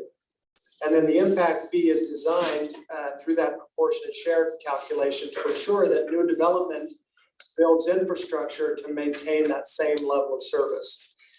Now, municipalities and local governments can raise their level of service, but we cannot use impact fees to do that. Or we have to identify some funding mechanism other than impact fees to raise the level of service for your existing residents, and then impact fees can be adjusted to match that same level of service. But the critical component is we define the level of service for Orem City, and the impact fees are calculated to maintain that level of service. That's why every community's impact fees are different. There is a desire, and often comparisons get made to other communities with regards to impact fees, but every community's level of service is different, especially when you go back to that concept of existing infrastructure versus future infrastructure. Orem City is primarily built out, but you do have redevelopment happening and growth occurring within the community. That's different than communities in northern Davis County that are now experiencing their boom period, right? The nature of that level of service and infrastructure is different, and the impact fee reflects that in the calculation. We've touched upon the existing facilities. Again, what's critical here is we have to inventory that and make sure we're evaluating any excess capacity that you have in your system and allowing new development to pay you back for that. Again, that typically has the effect of pulling the impact fee on average down because we're paying back historic investment rather than future investment. What I was going to highlight with regards to this is it's often referred to as a buy-in component. So when you see that or hear that term buy-in fee as it relates to impact fees, it's paying back for the infrastructure that you've already built. Again, once we identify the excess capacity and what's available where that is insufficient to handle growth, then we layer in new facilities. The graphic here I have on the slide is designed to help you understand the whittling down that happens as it relates to impact fee facility plans and impact fee analyses. So typically you'll have a master plan that is a long-term planning document that covers the big picture of infrastructure. That gets narrowed down to a capital improvement plan and capital facilities plan. Then from that, we identify projects that are repair and replacement in nature, projects that increase your level of service, and projects that are impact fee eligible. The impact fee, again, only focuses on those projects that are impact fee eligible. And often that results in a disconnect, right, between what our master plan and our capital facility plan suggests we need in total investment relative to what the impact fees will fund. But that is the purpose of the impact fees, is to say, here's what we need to maintain our level of service, and here's the cost that we can attribute to new development. In the interest of time, I'll jump to the process here. There are several elements that we have to look at as it relates to the impact fee process. Noticing that has to be completed. You go through the noticing process, the analysis process. Once that's completed, then you prepare for public hearing, which once we complete the impact fee analysis, we'll come back to you as part of that. We typically have a work session to go through the details of the analysis with you in advance of the public hearing. And then at the public hearing, you receive public comment and input. And then you have the option to adopt, modify, or reject impact fees at that time. What we will do with our team is we calculate the maximum allowable impact fee. That represents what you can, the ceiling for your impact fees. You can adopt anything lower than that. recognizing that there's some trade-offs, and we can talk about that at a future point. But the one thing I wanted to highlight there is any increase to your impact fees require a 90-day wait period. So you can't adopt those immediately. We have to allow that 90-day wait period. I think that covers everything. That was pretty quick. There's obviously a lot to impact fees. Will be available through Brenn, Chris, through staff to address any specific questions as we go through this process. And you're looking at all of our impact fees? Yes. We used to only have water, right? And then we added the other ones. We have every eligible service fee other than municipal power. Okay. So if I can just emphasize, so we're doing this because, yes, timing wise, about every 5 years, we should be updating this because we have a specific time frame in which to expand impact fees. Always law changes up at the state related to impact fees. Of course, we've been experiencing inflation, so that increases the costs. So we want to make sure we've got revenue sources to cover the increased costs. It is a very public process that sometimes can become, yes, politically, well, I guess emotionally charged. Yes. By specific development groups. But the real reason, that, to me, the most important reason to bring this to you is to emphasize that as we as staff bring to you master plans and capital facilities plans, sometimes we often get sticker shock. We see the total dollar amount associated with those plans. So impact fees and impact fee charge is part of the overall puzzle to make sure that we can provide the infrastructure and ultimately it offsets then that dollar amount, the big dollar amount we see infrastructure master plan. So to me, that's the most important reason to make you aware that we're constantly looking at multiple ways to make sure we can provide core infrastructure to our citizens. And the whole impact fee conversation is really just to show that there's a scientific process. And where these come from, it's kind of like these are just pulled out of the sky. These are dialed down to the users that's benefiting from the services.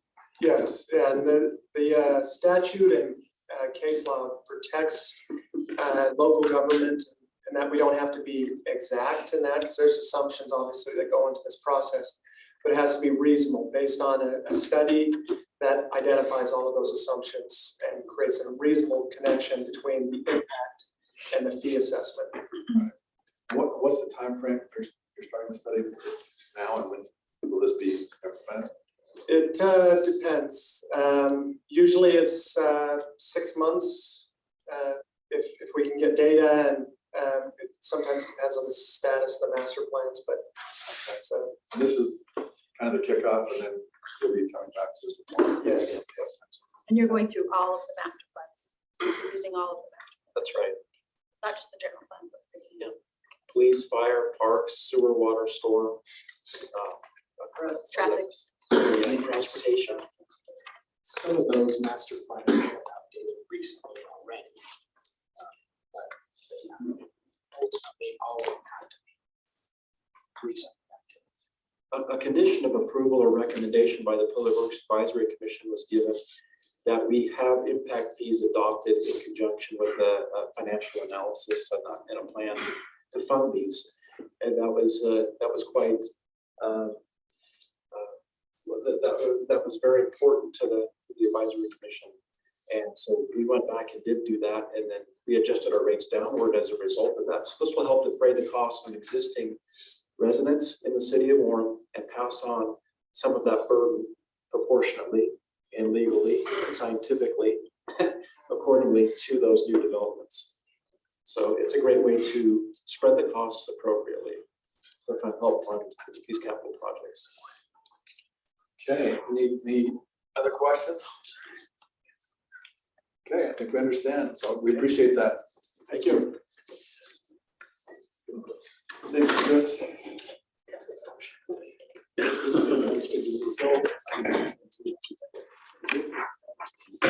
So let's move to our agenda. We'll just run through this. Make sure everyone's on the same page, see if anyone has any questions. So.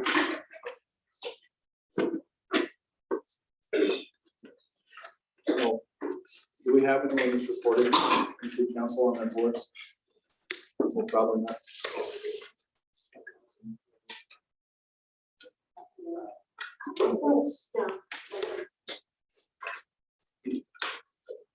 All right, so our meeting will start at 6. Item number 3, call the order for implementation. You took care of this, right, Debbie? I did. I do know the first name of the Cubs guy's name is Cole. I will try to get you a last name. Okay, Which will be below, so probably 10 or 11 years old. okay. You know, you've got item 6. Do we have anything on item 6? I don't think so. No. We've got item 7, personal appearances. And we've got item 8, scheduled items. Scheduled items, we got reappointment to the Arts Council. That's Debbie. I'll let you introduce those two. And then we've got reappointment to Public Works Advisory Commission. So those two are mine, 8.2, 8.3. Okay.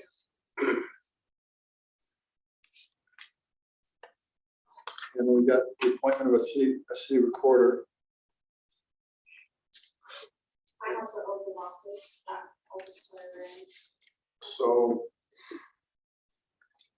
how do we want to do that? Do we? We'll just, Typically, we just turn the time over to, usually it's to a recorder, to the office, and Hess is prepared to do that. Recorders, so that the future Teresa will do it. okay. So, and Teresa, what I may do is let Brenn introduce you. So people can know who you are and where you're coming from.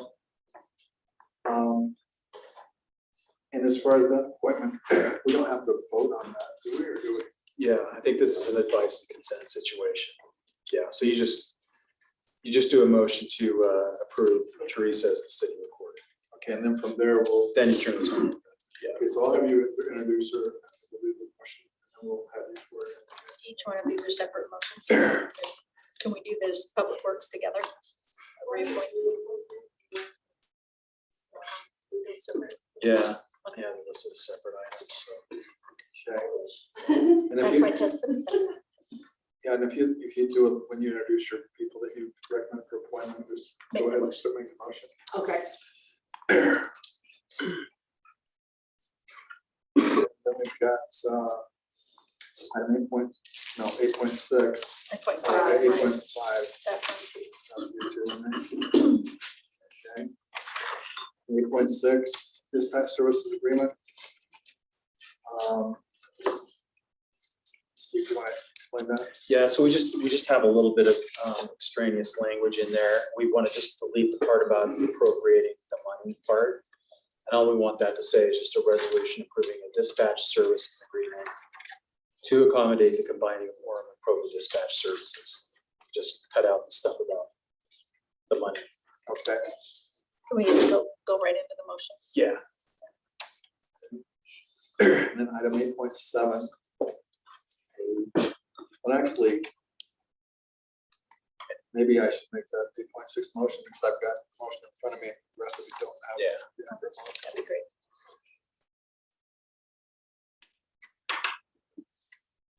Item 8.7, appointing Brenn Bybee as the city's representative to the Infrastructure Agency Board of Directors, the Management City Board of Directors, and the alternate representative to the Utopia Board of Directors. Can you explain the alternate representative? I think Jeff is the Oh, okay. regular member. Yeah, he's the alternate to UIA. So, but the board member to Utopia, so the city manager, historically, has been the opposite. Okay, and then back to 8.6, we've got presenter Jake Summers. Is Jake really doing anything? Yeah. Yeah, he'll be here. So he will, I think he's just gonna give a quick overview of what we're doing. so we'll have him come up and do that. Yeah. Do this, okay. Very quick question on A5. Yeah. We're gonna keep the advisory committee from the library separate from the advisory of the rec, even though you're over both of those, is that correct? Yes. I asked past you, I'm Okay. sorry, over to you. Our capable manager behind you, thank you. Okay, thank you for that clarification. And then, so Steve, you'll present 8.7. Yes. And then 8.8, Jason will present that. That's many portions of general zone development standards pertaining to overall height requirements for the parapet wall. So Jason, or is that Chris and Reed? I've got Jason on here. Oh, okay, mine shows up. 8.8. Oh, sorry, I'm all the way down. Skip right over. Okay, and are we know where we're going with that as far as this is what we're talking about, right? Just that single. Municipal building zone. Okay, yeah. And then item 8.9, resolution adopt the 2022 water reclamation facility capital facility plan. That's, I've got a lot of names on here. Is who's the key person presenting this? I'll introduce everyone there. So Reed and I will be there answering questions regarding city questions specifically. John Mata from Waterworks will be presenting. He was the one that presented here in the work session about a month ago. Okay, so I'll just introduce you, Chris, Yeah. and kind of take it from there. And then communication items. We don't have any communication items, right, Brenn? There's nothing on there. And then city manager information items. Do you have something you'd like to share with that? And I could just let you know quickly that we've been getting some notifications from Jesse, and perhaps you've heard from Councilmember Peterson, that we have been very active on the Utah League of Cities and Towns Legislative Policy Committee, and been trying to follow up with a different contingent that represents Orem up at the legislature. And, I think we've had some successes in modifying some of the things that our legislature has done. I do want to be aware there are a couple of bills, one's a Senate bill, one's a House bill that will have an impact to the city of Orem and essentially our sales tax. One is related to cities that have a gravel pit in them. The state legislature decided to take some of our sales tax and redistribute that to those cities that have gravel pits in them. And then another is HB 499 that Jesse recently informed you of, that's related to homelessness and responding to homelessness. So that the state is increasing their own funding to respond to homelessness in the amount of $2.5 million, and cities are now going to essentially have to match that. And we believe there will be essentially, the way they'll calculate that will be sales tax base, which will then have a little bit bigger of an impact on Orem versus other cities this year. An economic center to the county. So does that get reinvested in Orem homelessness or just go into a pot? County. Go to the county. Now, I know there's kind of a thing to lower sales tax on the state side, but would they lower it less if they have this homeless component? We have been watching that. So essentially what we're seeing so far is that it will only affect the state's portion of sales tax associated with groceries. And that they've represented that they will not impact cities' sales tax on groceries. But will they do less on, they won't take out as much on groceries, or they'll also take all that off on groceries? They'll take the state portion, not the state portion. So if a sales tax is approximately 7.75% in total, the state gets the bulk of that. We get 1% the city, and then another essentially 0.1% associated with our care tax. So they're not going to affect our 1% and our care tax related to groceries, just the state's portion. I was on a call with the COG, that we were lobbying Senator Anthony, whatever his name is, to not take as much of the states and as a component of that, because basically if you take it off, then we have to try to put back on this little homeless, and we were saying, that's a hard sell to have to add something back, just take off a little less, I don't know. We've been very active, very lobbying on this whole situation, Okay. but I don't know where it's going. That's the key. I just wanted you to know that I've seen Jesse up there, I've seen Councilmember Peterson out there. We have been communicating proactively. Maybe the damage is lessened because of our work. There are some. So do you want to say some comments tonight? That good? All right, well, this, go to our executive meeting.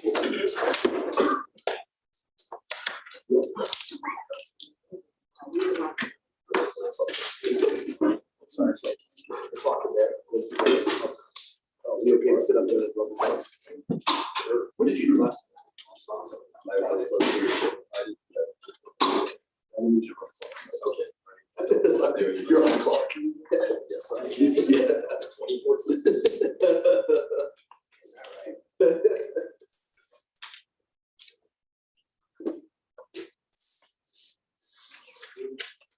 All right.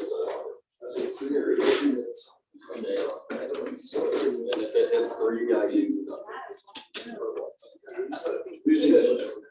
I know I have been. Yeah, I'll do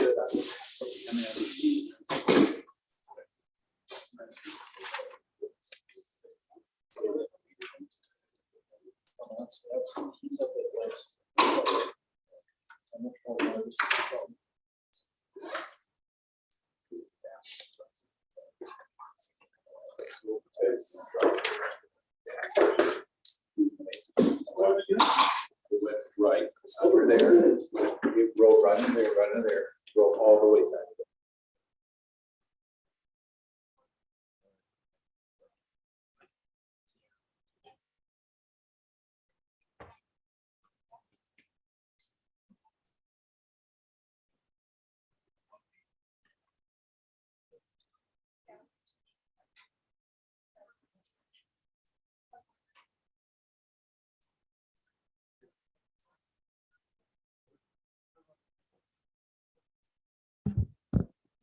Jeff Lamson, can you hear us, Jeff Lamson?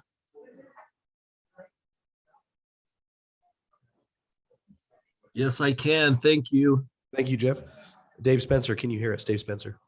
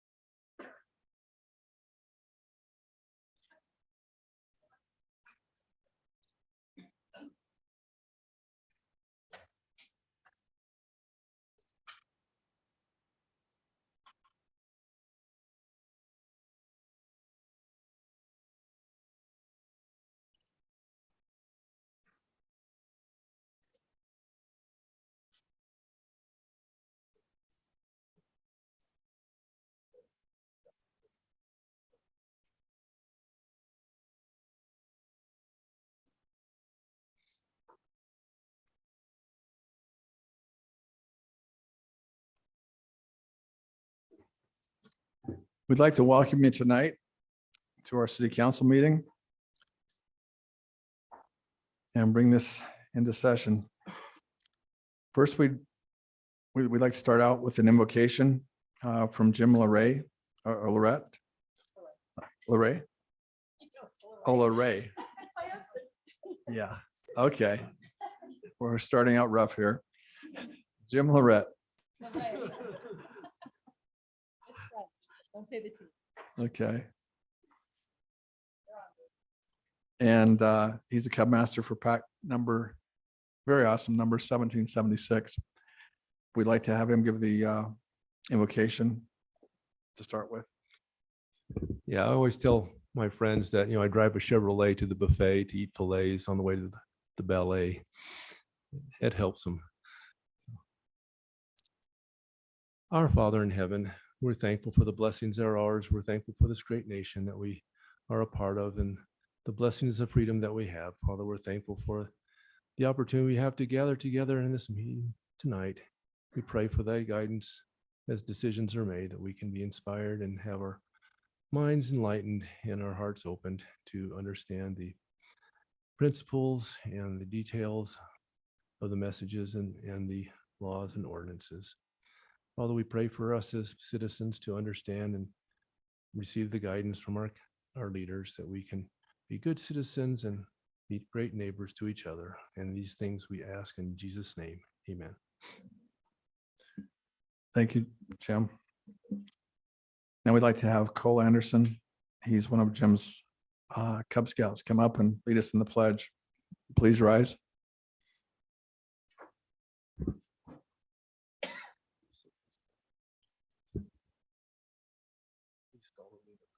Please follow me in the Pledge of Allegiance.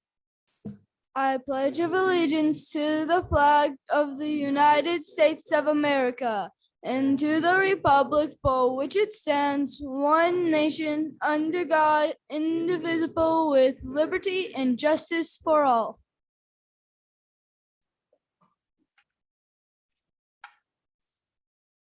Thank you, Cole, for leading us in that.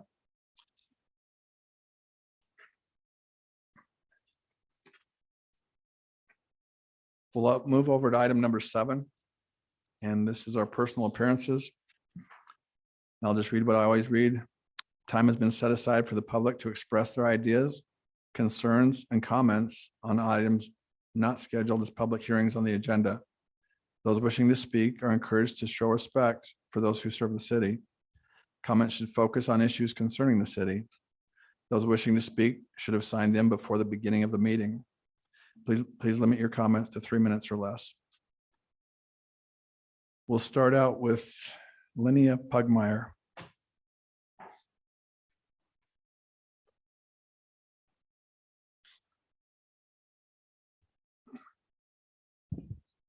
Thank you for your time. My name is Linnea Pugmire. I use they, them pronouns and am a non-binary citizen of your city and have lived here for 29 of my 31 years. I attended Sarah Park Elementary School, Lake Ridge Junior High, Orem High, and UVU. And then spent most of my time after school at the Sarah Theater. I voted in every single election since I turned 18 and have avidly watched city news and growth and changes as they have occurred. Recently, the mayor, city council, and department heads held a retreat in which they laid out goals for the city. Those included an upgrade on the Family City USA branding, researching form of government, reinventing the State Street Master Plan, and seeking to have the mayor, city council, and residents together on somewhat the same page in thought and direction. I applaud that. I would like to suggest that your goals also include the following. What is a family? A definition of a family by the vote of the council be placed on the transparency portal so that those who may not fit that description be alerted to the city's goal. That could include single family homeowners, renters, homeless, those of various races, religions, sexual orientation, culture, or anything that may determine what a family actually is. When looking at forms of government, make sure that your committees involve those 18 and over, single, married homeowners, renters, and those whom the future of Orem will most affect. Let us all be represented in research and planning. It is important that the mayor and the council carry the vision of Orem together. It is inappropriate and undesirable for residents to see their leaders so divisive that one group appears to shut down another on the council so that lively and balanced discussion can be heard from all by the public. In conclusion, I would like a question to be answered on why the leaders put in a library director without required credentials to run a library. It has never been a place of leisure. It's a place of learning, research, study, and a place to learn about differences in people, places, and things. I have many hopes for Orem. It's a place that I love. I could have moved when I was 18 and moved out of my parents' house, but I didn't. Thank you for the time.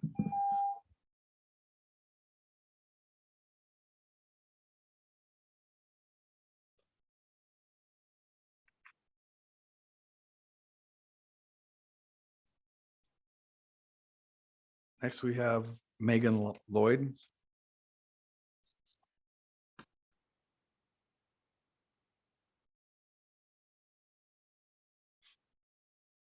Hi, my name is Megan Lloyd, and I'm a resident of Orem. During my life, I have checked out hundreds, if not thousands, of books from the Orem Public Library. I have consulted library staff for recommendations, both for personal enjoyment and for school and college projects and graduate school research. My kids are currently participating in the 1000 Books by Kindergarten program, and we regularly attend the bilingual story time on Thursday afternoons. The library has been a safe haven, a source of learning, and a gathering place for my family and our community. And so much of that is owed to the professionals who create programming and source content that enriches, educates, and entertains. In recent months, I've been distressed and disappointed to find that many of the traditions and practices that are so integral to the heart of our library have been discontinued with no indication of a discussion or change to library policy, leaving both patrons and library staff confused and uneasy.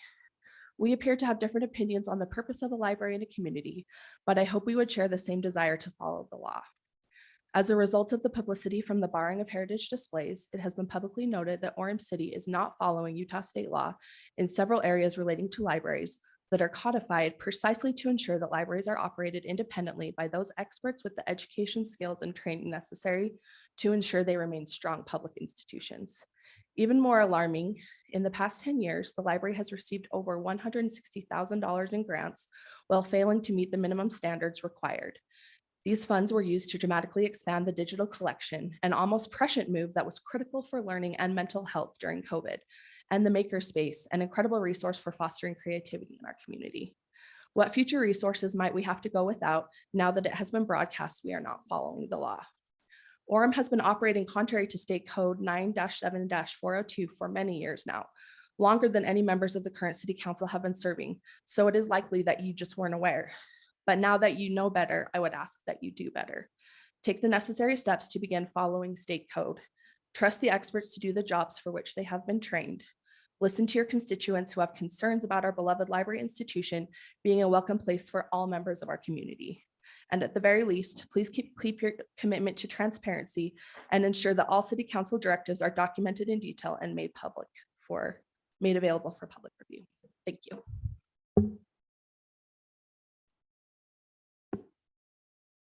Next, we've got Sissy Rasmussen.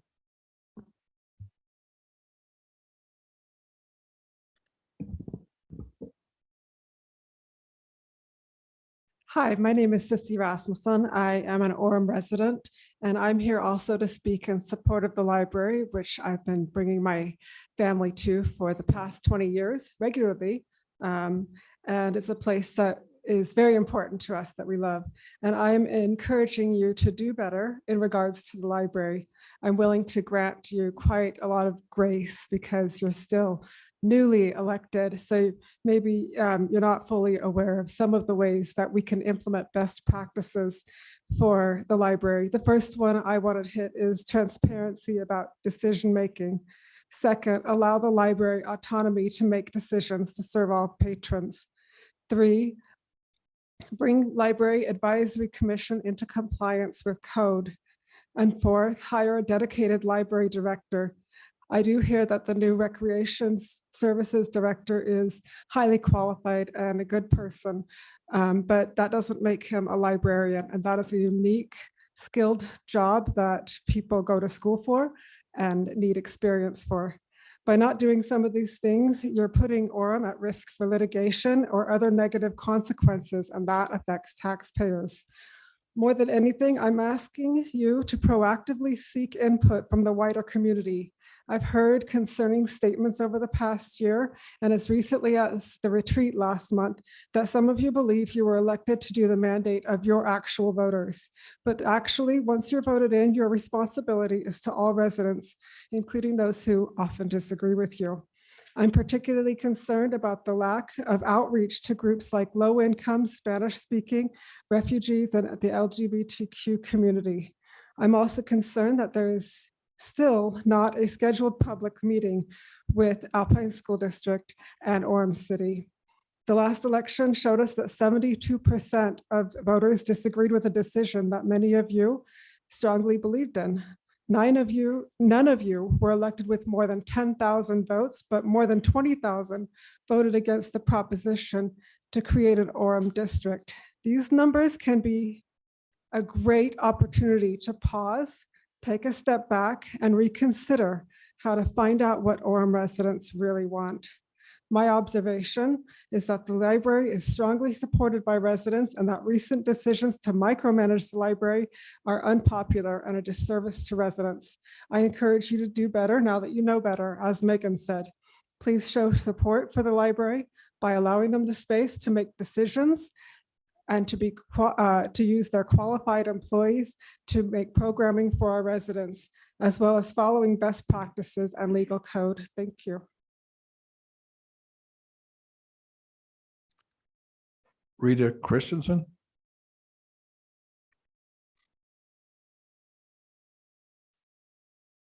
My name is Rita Baggio Christensen. I'm the past head children's librarian at the Orem Library. As an employee, I was warned to be careful of what to say as not to become insubordinate. However, I no longer work at the library and I'm a current Orem resident. I'm a Filipino American born during the Civil Rights Movement. The US brought my family to this country to work in a labor camp on Oahu for $1 a day. We helped to build this country, but no Asian American and Pacific Islander Heritage Month book displays to tell these stories are allowed at the Orem Library. It is offensive. 2022 was the first time in my life that I've been asked to make decisions regarding the cultural identity of a group of people. On August 2nd, I was called into the library director's office with 2 other employees. We were told that all posters and book displays on National Heritage Months would be discontinued. Amy Carr, a library volunteer, noticed the ban and commented in city council meetings about the censorship of ideas and words, which is a First Amendment violation. The mayor repeatedly declared there was no ban. Yet this month, Lene Millett wrote in the Daily Herald that we support city management's decision to end discontent by eliminating formal heritage and diversity displays. Mayor, you said there wasn't a ban. Match your actions with your words. On February 23rd of last year, I attended a Maturation Books planning meeting to address Lene Millett's request to move the children's books to closed stacks. I refused the censorship tactic and stated that if I had to do something, we could move them to the teens collection, although they were written for families with children. 2 catalogers recataloged the titles. My daughter relabeled the books. This was done without completing the required reconsideration form, as Lene is not a library employee. Despite 8 witnesses in that meeting, acting city manager Brenn Bybee said on January 30th, contrary to statements made in the Herald, council member Lene Millett did not give any administrative direction regarding moving books into less visible locations. In the January 2023 mayor message, Mayor Young wrote that Orem City Council has promised to bring a new level of transparency between Orem citizens and their city government. City council members, match your actions with your words. This month, the city also eliminated the library director position. The city is now breaking Utah State Code 97407. You also do not have a true library board, and that breaks Utah State Code 97402. The city has received over 160 grand of Utah state grants since 2013. The Orem Library's lack of a library director and board means that it is not meeting Utah's minimum standards to receive state and federal funding. The mayor also said this month that he incorporates the values of Family City USA into all of his decisions. As an Orem citizen, I demand that you incorporate the values of honesty into running the city and hire a library director and create a true library board. Match your actions with your words.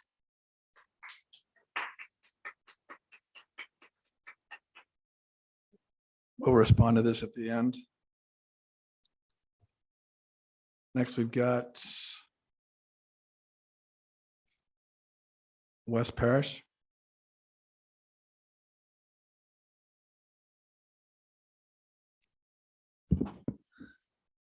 My name is Wes Parrish, and I guess if you listen to the mayor, you already knew that. I've been a resident of Orem for about 43 years, been a resident in Utah County for more than 60 years. I just live east of the city center. We had 9 children that were raised there. Every one of them came to the Orem Library. And I now have, I lose track of the number of grandchildren, but they're coming to the Orem Library.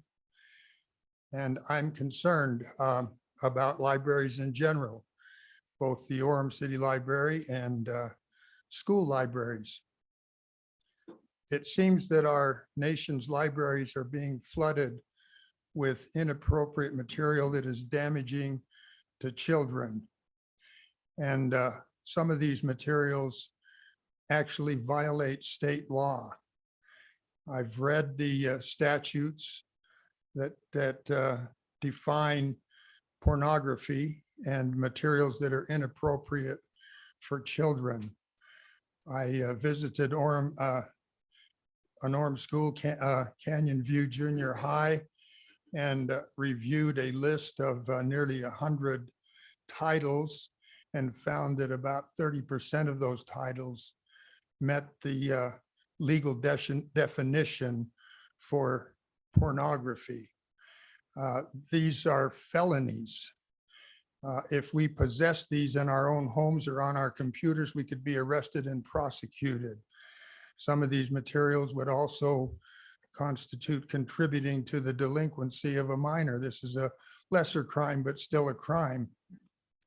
I believe the Orem City Council not only has a right, but they have an absolute duty to see to it that the children and the citizens of Orem are protected, that materials in the Orem City Library that meet these definitions are not available and should not be available, and it is appropriate to ban those materials. That the City Council is concerned about these issues, I'm grateful for. I detect a spirit of animus in some of the criticism that is being launched against them. And I think they should simply be given time to do their job and to meet their legal obligations. Thank you.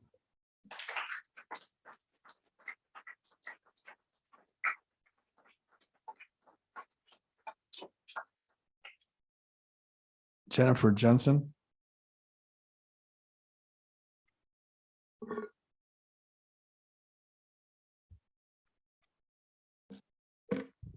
Hi, my name is Jennifer Jensen, and I've been an Orem resident for about 20 years.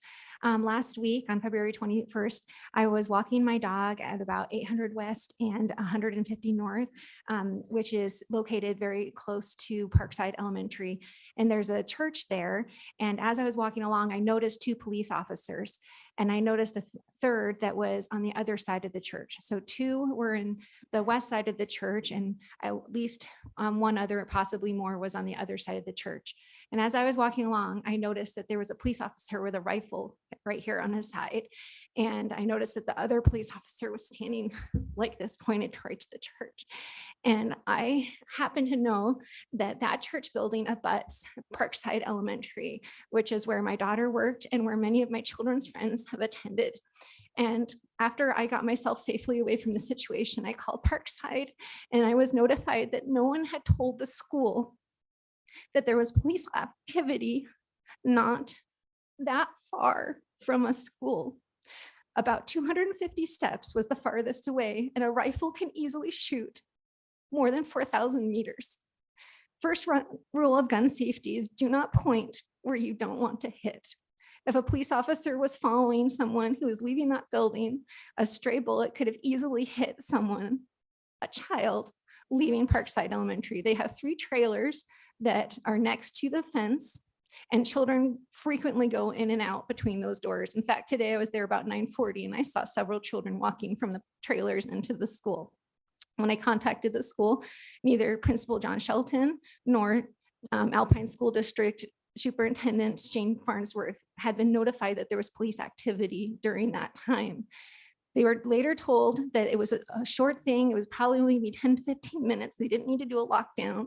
But I ask you, what could have happened to those kids during that time if no one had not notified them and someone had made a shot? Unfortunately, these children have suffered another loss. In August of 2022, those children's older siblings had a teacher at Orem Junior High who was found guilty of pornographic material. And at that time, the Orem City Police said that they knew that they should have contacted Alpine School District sooner. In fact, Lieutenant Nick Thomas said, we recognize that we should have contacted Alpine School District as a department, and we are reviewing that process for the future. I am calling on Police Chief Josh Adams and the Orem City Police and also the council and the mayor to fulfill that promise. I want you to take care of our children. We care about these kids in Orem, and I'm begging you to fulfill your promise. Thank you.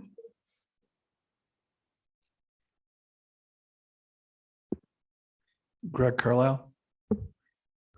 Mayor, I'll just Oh, say I'm real sorry. quick, Brenn. Police Chief Josh Adams is here and could meet with the citizen to talk further about her concern. Yeah, so are you aware of that? So the police chief's right there at that table. And you can either speak with him there outside or, but yeah, just give him all of your information so that we can deal with this directly. Thank you. Greg Carlisle. I live in Orem since 1979. I've just been involved in watching this library situation happen in these city council meetings the last probably 8 or 9 months. And I'm just seeing the city council and Orem City and everything being attacked. And the issue that it's evolved into like a political football. And it's hard for me to believe that this is really happening. I mean, we have ways that we can solve this, and to come here and just go at the city council each month when we knew like 3 or 4 or 5 months ago that they were not involved in the decision making. And so now we're to the point where whether it's Councilman Lene or who's ever trying to meet, or all of you, I'm sure the answers aren't all there, but I think we should give time to get input from the city and let the average citizens know what's going on. Instead, we're seeing article every week slandering or attacking the city council or certain city council men and women about the library. And so I'm wondering what the library is, how it's reflecting Orem City now. I'd say 9 out of 10 people that walk in there think it's the library. But now we read all these things going on. I respect it. I've seen the different culture situations and the causes, but I'm just wondering if it gets to become, is it going to be when we have Black and Hispanic and gay or white supremacists or religious heritage, and all this starts to happening in our library, what is it? I mean, we have state code here, but we also, are we Salt Lake City? Are we Park City? Are we Chicago? Are we San Francisco? And one size fits all. So I say we hold our breath and everybody sit down and maybe have some open public meetings without the attacking of the city council, which I think is doing their best to represent Orem.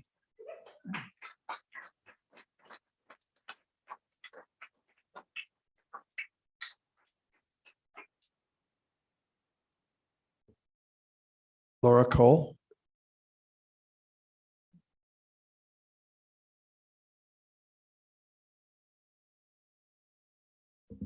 Hi, my name is Laura Cole. I'm not sure I have anything to add that my compatriots have not said better, but I've lived here my whole life. I've used the library. My children use the library. It's a great blessing.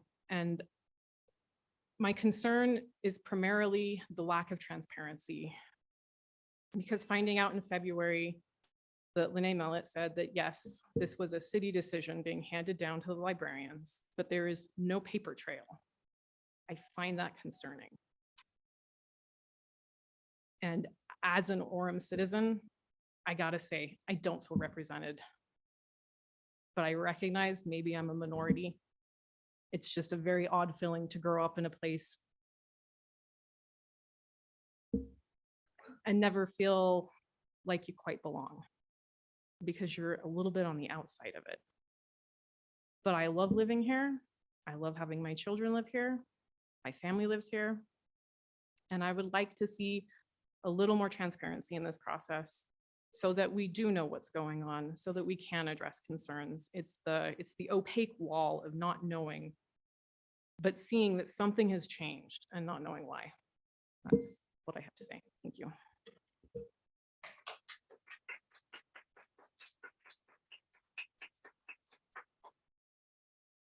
Amy Carr.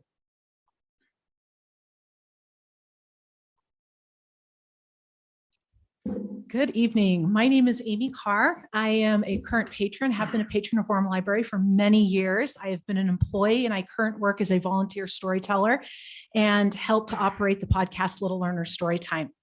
Almost 6 months ago, I stood before the city council concerned about the policy that had been implemented banning any visual displays of National Heritage Months or recognitions of minority groups of people. Mayor Young publicly declared at that meeting in September that members of the city council had no knowledge of this policy and would look into it. Not only has there never been a public announcement made about the city council's findings, but the ensuing months have certainly led to the discovery of numerous blatant violations of state statutes with regards to government oversight in the operations and running of Orem Public Library. I'm here tonight to bring some of those issues to light with the council and to the public and to hold you accountable for the reparations regarding your mismanagement of the library. And some of these points were beautifully stated by Rita, but I'd like to add my viewpoint too. Orem City Library has recently received, as has been mentioned, over $160,000 in grant monies from 2 different grants by the Utah State Library. In order to receive these grants, libraries must be fully or provisionally certified under the current 17 standards listed for Utah Public Libraries. Currently, Orem City Council and Orem Library are in violation of at least 6 of these standards. I want to highlight 3 that I believe pose the biggest risk to Orem Library being able to continue to fulfill its mission statement and provide equitable, valuable resources to all patrons and community members. First, Orem City is breaking State Code 9-7-402 by not having a fully functioning library board that has power given to them to develop, approve, and change library policy, oversee collection development decisions, and collaborate on other policies regulating library operations. Orem Library has an advisory board that does not meet the Utah library standards outlined in state law intended to provide a check and balances between city council and the library. The fact that Lene Millett sits on the advisory board is a gross violation of the separation the library should have from direct council involvement. The lack of a board operating separately from city council has also led to a mismanagement of the monies awarded through these grants. According to State Code 9-7-404, a dedicated library fund is to be set up separate from all city accounts and without city council access. These monies are to be overseen and their use directed by a library director and board, not the city council. Finally, Utah State Code requires public libraries accepting these grants to have a library director.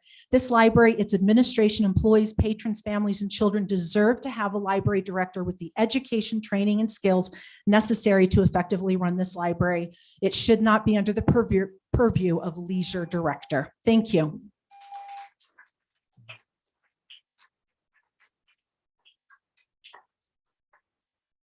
Timo Christensen? Is it Timo? Hi, yeah, my name is Timo Christensen. I'm an Orem resident, have been pretty much all my life, and I just had a small concern I thought worth bringing up. So this morning, I found myself biking to work, as I always do. It was around 4:30 a.m., and there was a lot of snow on the road, as one would expect when it's been snowing, which at the time wasn't too much of an issue. But then a few hours later, around 11 a.m., when I was finishing work and going home, I found myself again following same road, 400 East, for most of my time. And I found that the road had been plowed. However, there was still snow in the bike lane, except unlike before when I could easily bike through the snow, this was full of chunks of ice or debris from the road as left from snow plows passing by. As this usually is an issue whenever there's snow on the roads, has been for the last decade that I've been cycling on Orem roads.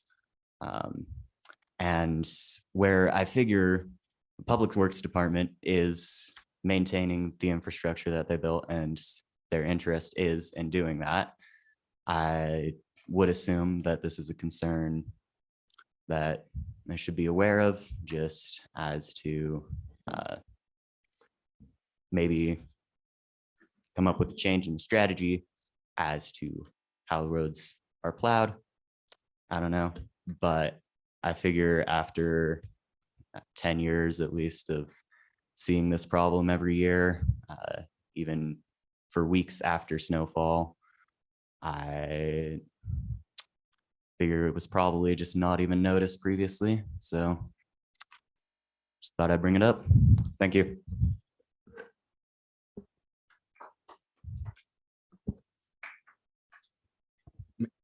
Yeah, Mayor, Timo's actually one part of our dedicated cleaning crew here at the city center.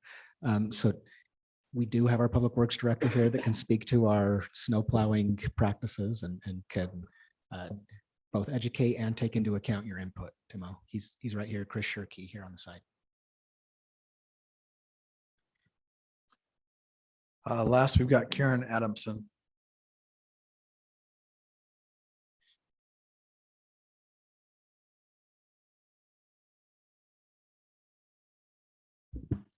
Hi, I'm Karen Adamson. I live here in Orem. I kind of hesitated deciding to say anything tonight, but I really just wanted to express my gratitude to the city council and the mayor. In Orem City, you can't make everybody happy, not all at the same time. And there's been a lot of people that have been just not paying attention to the things that are going on for years and years. I've been one of those. Recently, I decided to start coming to these council meetings on a regular basis, learning how the city council works, learning what's going on in the city. It's been pretty eye-opening and amazing. I'm very grateful for the work that you do and for all the different topics that you have to address. I'm very grateful for the work that you're doing in helping people to realize that going along to get along is not the way to do business, and that it's very difficult to ruffle feathers. And I appreciate the work that you're doing.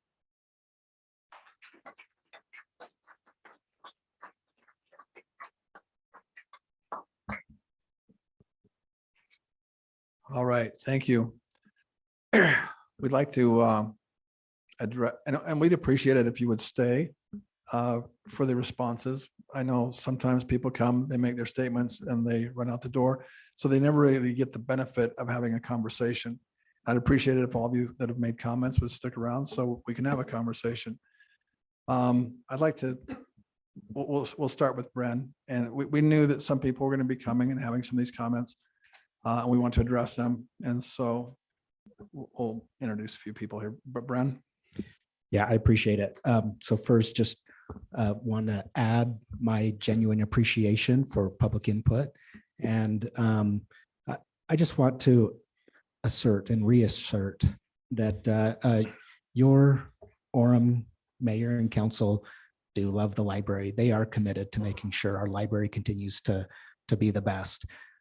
I will reassert and reclarify that our Orem mayor and council, they did not give administrative direction regarding our library policies.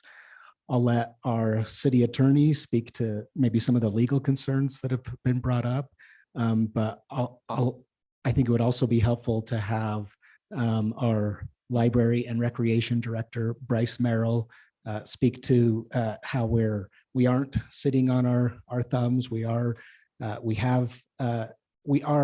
listening and hearing the need to clarify and review our library policies. We will make sure to go about it in the proper way.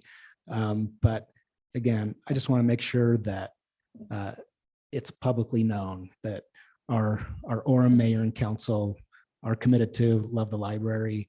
I grew up going to the library, Orem library. I'm in full support as well.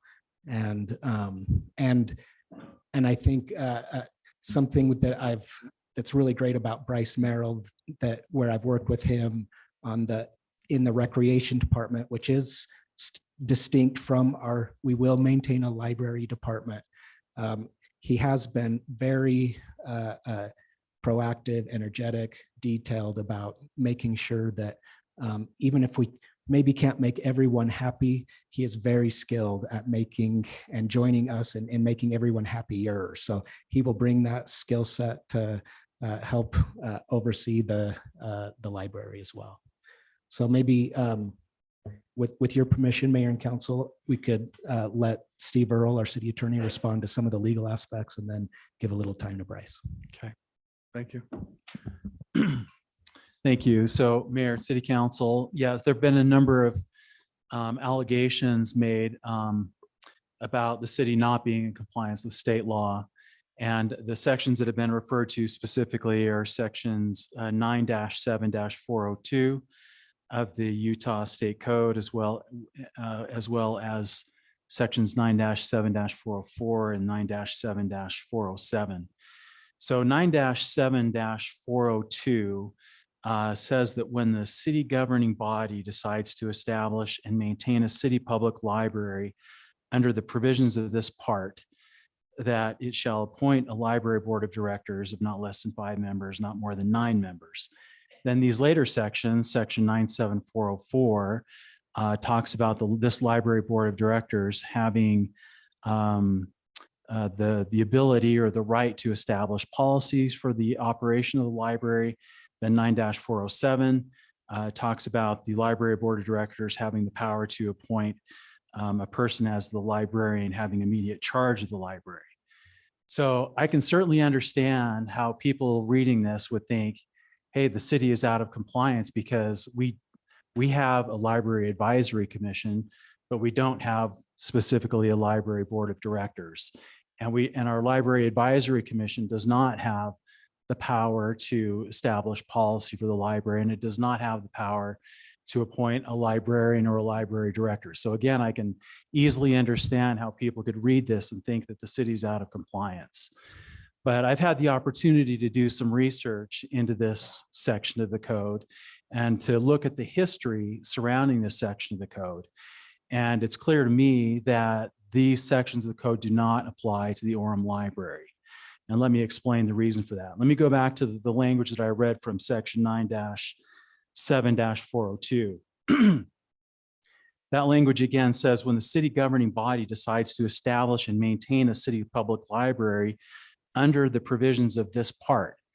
So the question is, well, what does that mean to establish a library under the provisions of this part, as opposed to just establishing a library? Well, there used to be a section 9-7-401 immediately preceding that section 402 I just read from. And that section provided that the city could levy an annual tax not to exceed 0.001 of taxable value of taxable property in the city for the purpose of funding the library. So if you read this section 402 in context, what it means, in my opinion, to establish a library under the provisions of this part is to establish a library using this funding mechanism of a special library tax, a levy of an annual special library tax.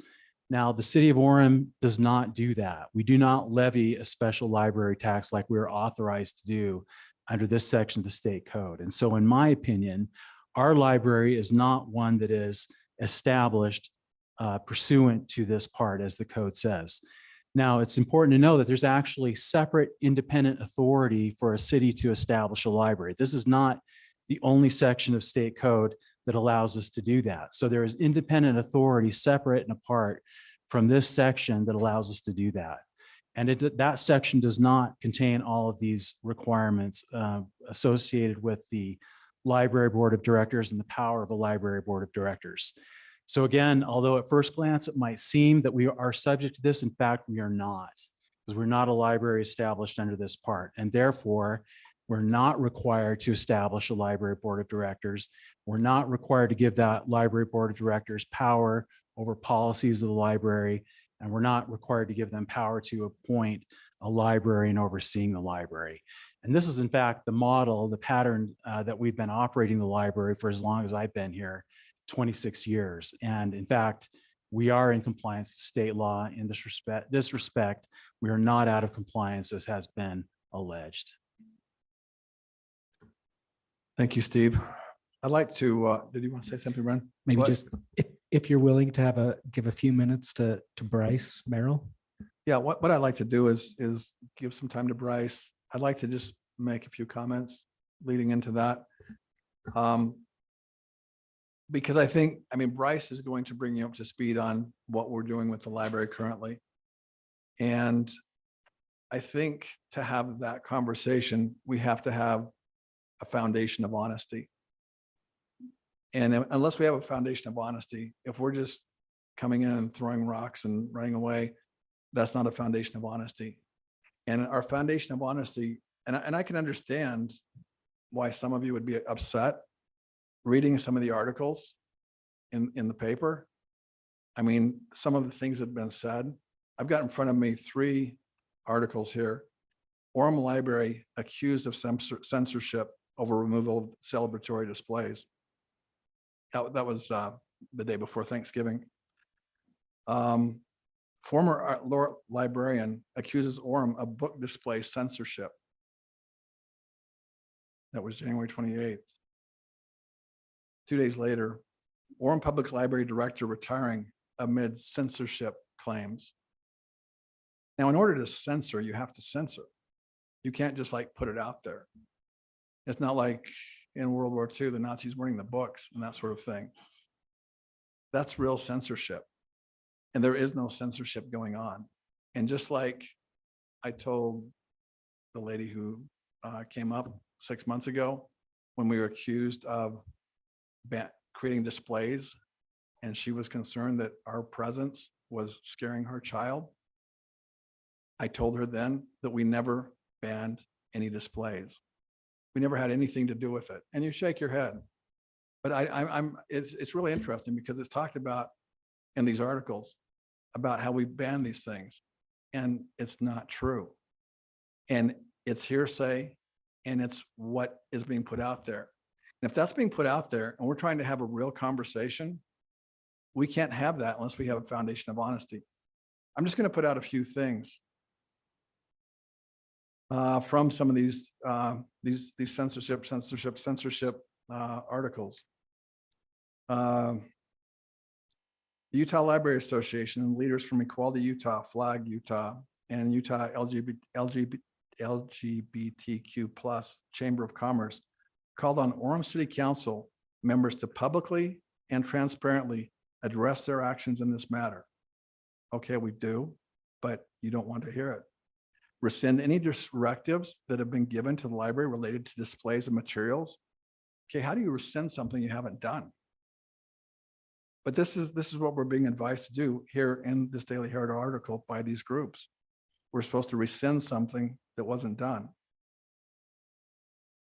And commit to refraining from future directives that seek to restrict library staff from carrying out the mission of the library. So we're supposed to rescind, we're supposed to commit to refrain from something we haven't done. So I have to ask myself, why is this game going on? Why are we keep being attacked for something we're not doing? And I let it go after the first article, after the second article, after the third article. Eventually, we've just got to stand up and say, we're not doing this. And so for you to keep attacking us for doing something we're not doing, it makes it really difficult to have a conversation. And I could keep going because, you know,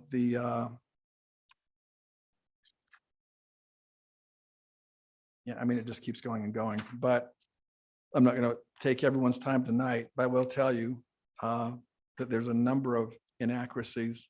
It talks in here about how the Orem Police Department officers had a LGBTQ pride badge that they wore in one of these articles. Well, they didn't.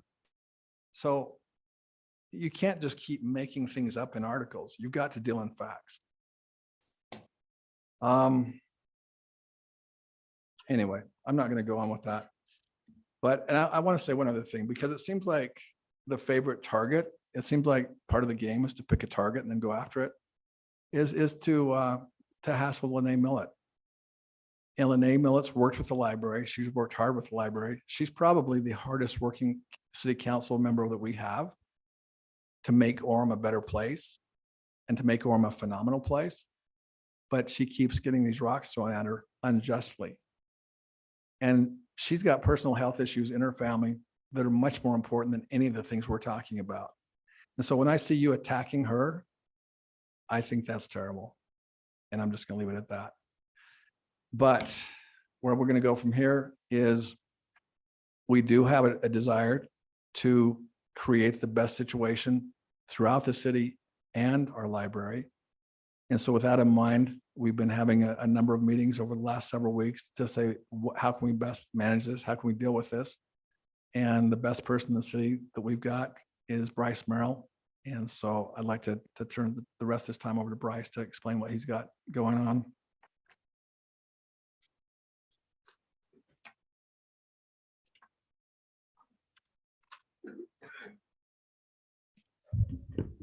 Mayor and Council, thank you for providing just a couple of minutes. I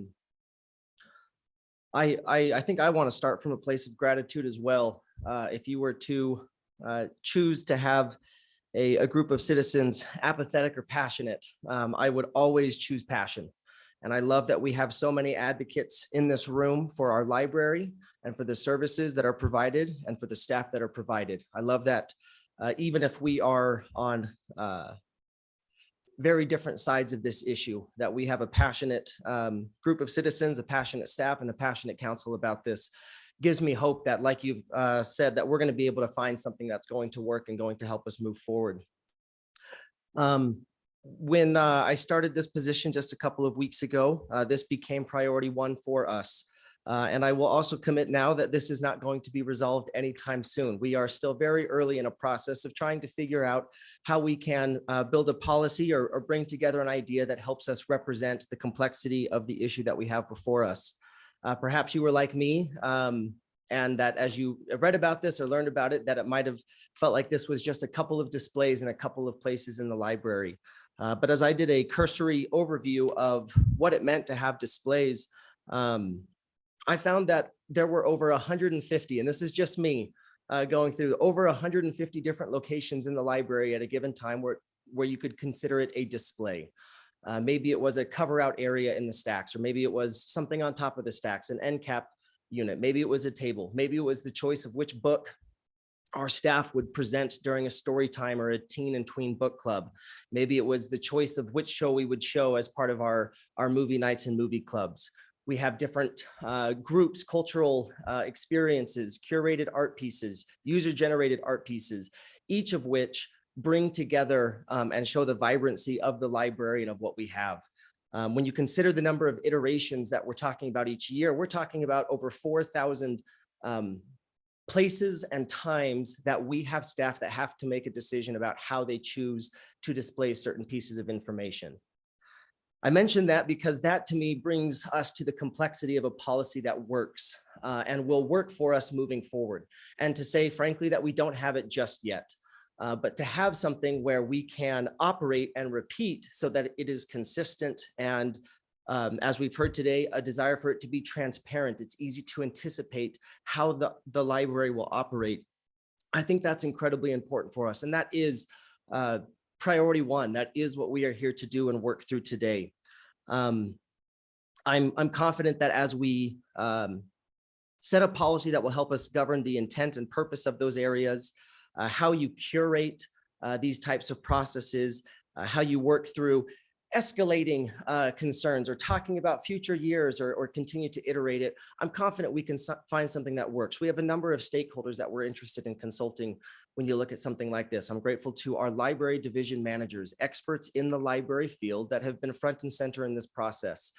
They are experienced, they are talented at what they do, and they are well educated in the library field. And so I'm grateful to them.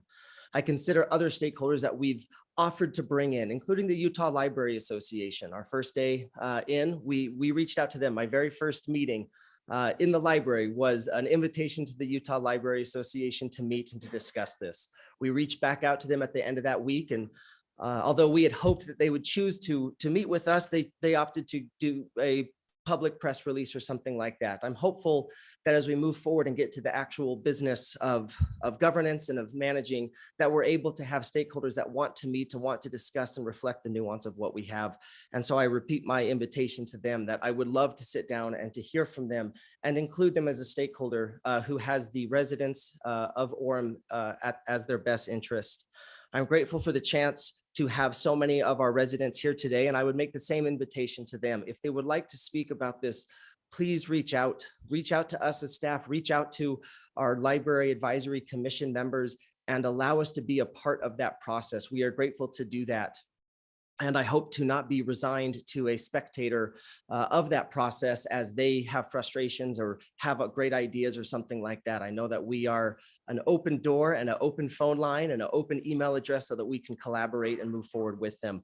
Again, I end where I started. I'm grateful that they are passionate. I'm grateful that they are wanting to be educated and involved in how the library operates. I'm grateful that they're wanting to hold us as staff members accountable to deliver on these results to our residents. I think all of this is the best possible place to start from, is to have an engaged group of residents that are here to advocate for the library.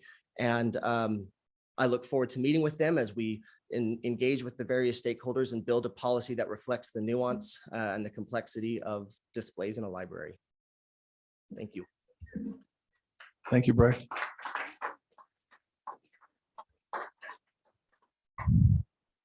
Okay, thank you everyone for your input and your comments. We're going to move to the regular part of the meeting.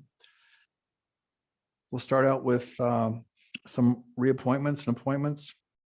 Our first one are some reappointments to the Art Council. Debbie, if you'd like to introduce your reappointments. It's Dave or John here.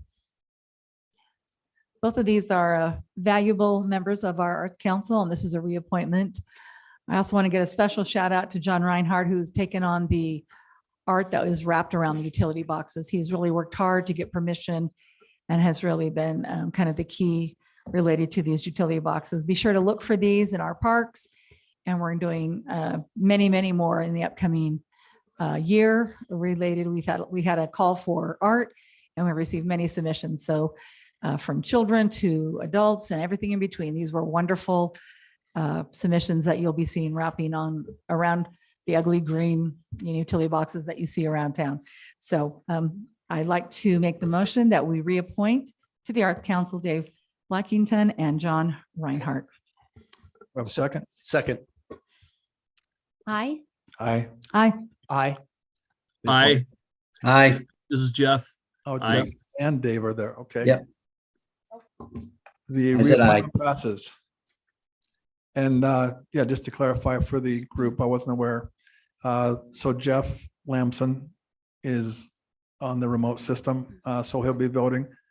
Dave Spencer is down in California, but he's made the effort to be on the remote system. And Terry Peterson is out of the country so far that he's on a different time zone, so he won't be on tonight. But we'll move on. Next, we've got a reappointment to the Public Works Advisory Commission. Lene? Okay, so this, as you said, Mayor, this will be a reappointment of Todd Hadley. Is Todd here? I don't know if I saw him. Okay, to our Public Works Advisory Commission. He's been on that commission previously, and we look forward to making a motion at this time to reappoint Todd Hadley to our Public Works Advisory Commission. I'll second. Aye. Aye. Aye. Aye. Aye. Aye. The reappointment passes. Thank you. Next, we've got an appointment to this is an appointment for the first time to the Public Works Advisory Commission. Lene? Yeah, this is another one of my commissions. So I'd like to make a motion. Oh, is Mike Wimpy here? I didn't see him. Mike's a great addition to our Public Works Advisory Commission. So I'd like to make a motion at this time that we appoint Mike Wimpy to our Public Works Advisory Commission. I'll second. Aye. Aye. Aye. Aye. Aye. Aye. The appointment passes. We've also would like to make an appointment of city recorder. And Brenn, would you like to introduce our new city recorder, or about to be? Yes, Teresa McKitrick is a super big fan of the city of Orem. Not only is she a resident, but we've been interviewing her for this position, unbeknownst to her, for the last 5+ years, as she has been a supervisor in our 311 help desk area. And so she brings with that the dedication, the love of Orem, the detail orientedness, but also the customer service that comes with being a supervisor in our 311 help desk area. And she'll bring those attributes with her energy and smiling face into the city recorder position. I'll make a motion that we appoint Teresa McKitrick, as I said, as our new city recorder. I'll second that. Aye. Aye. Aye. Aye. Aye. Aye. The appointment passes. We'd like to now swear in the new city recorder.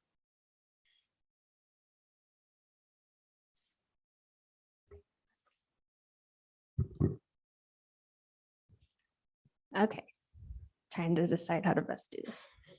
So I'll have you stand in front of the mic. That way they can hear you on the Zoom, make it all official. It's so exciting. Okay, I'll have you raise your right hand. So just repeat after me. I, Teresa McKitrick, I, Teresa McKitrick, do solemnly swear do solemnly swear that I will support, obey, and defend that I will support, obey, and defend the Constitution of the United States, the Constitution of the United States, the Constitution of the State of Utah, the Constitution of the State of Utah, and the laws and ordinances of the City of Orem. and the laws and ordinances of the City of Orem. And I will discharge the duties of my office with fidelity. I will discharge the duties of my office with fidelity. Congratulations.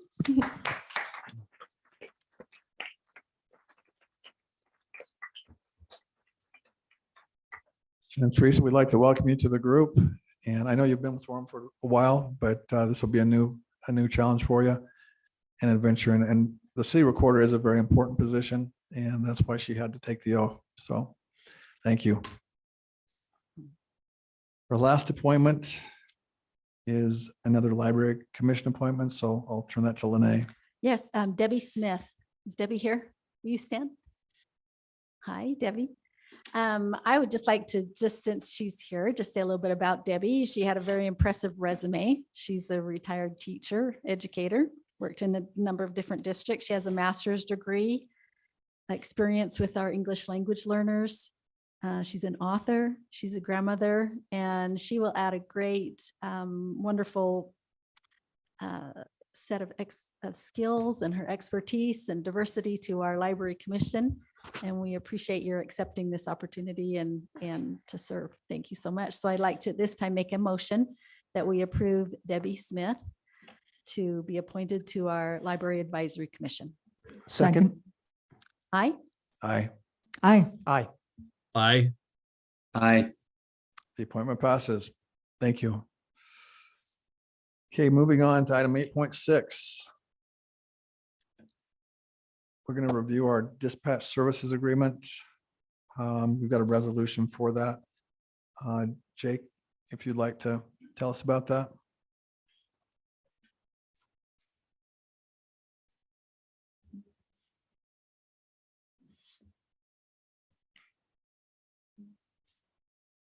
Mayor, City Council members. In September of 2022, the City Council expressed its desire and intent to combine the Orem Dispatch Center with the Provo City Dispatch Center and directed city staff to work with Provo to prepare an initial agreement for the creation and operation of a joint dispatch center. Over the past several months, the Orem City Fire Department Administration, the Orem City Police Department Administration, their counterparts in Provo City, and multiple other departments and individuals collaborated to create an initial agreement for the creation and operation of a joint public safety answering point, or PSAP, most commonly known as a dispatch center. At this time, city staff believe that we've reached an agreement that is acceptable to both Orem and Provo. On January 31st, 2023, the Provo City Council passed a resolution approving the agreement and appropriating funds for the creation of the joint dispatch center. Subsequently, Provo City Mayor Kaufusi signed the agreement. This agreement specifically furthers the City Council's focus on safe, livable, connected, and engaged neighborhoods and community focus and effective government. At this time, the staff present the agreement to the City Council for final approval and authorization of the mayor to sign the agreement. Do we have any questions from the council? Okay, You might mention we took a tour there today, Mayor. We took ahead. a tour of the combined dispatch center in Provo today. Found it to be well managed and in very nice surroundings in the new Provo City building, and we were impressed with what we saw. So I think I'd be in favor of moving forward with this, Mayor. I think you're going to make the motion, though, correct? Right. Yeah, no, we've gone through this for a while, working on this final moment of everything coming together officially. Correct. And yeah, like Tom says, our visit down there, it's a great work environment. We think it'll be a really effective thing for the city. So we're excited about it. Debbie? I think one of the reasons we decided to combine these was that our dispatch employees were having to work overtime. They were, it was becoming very stressful. And I talked to them today. They've been able to, integrate our employees, and they've also added some new employees. So I feel like the work-life balance has much improved for our dispatch. And so I think that was one of our goals. And I feel really good that we are achieving that goal. Thank you. Any other comments? I'd like it. Go ahead, Brenn. I'll just add that the city of Provo has been great to work with in hammering out the details of this partnership. And we look forward to working with them to together even more efficiently provide dispatch services.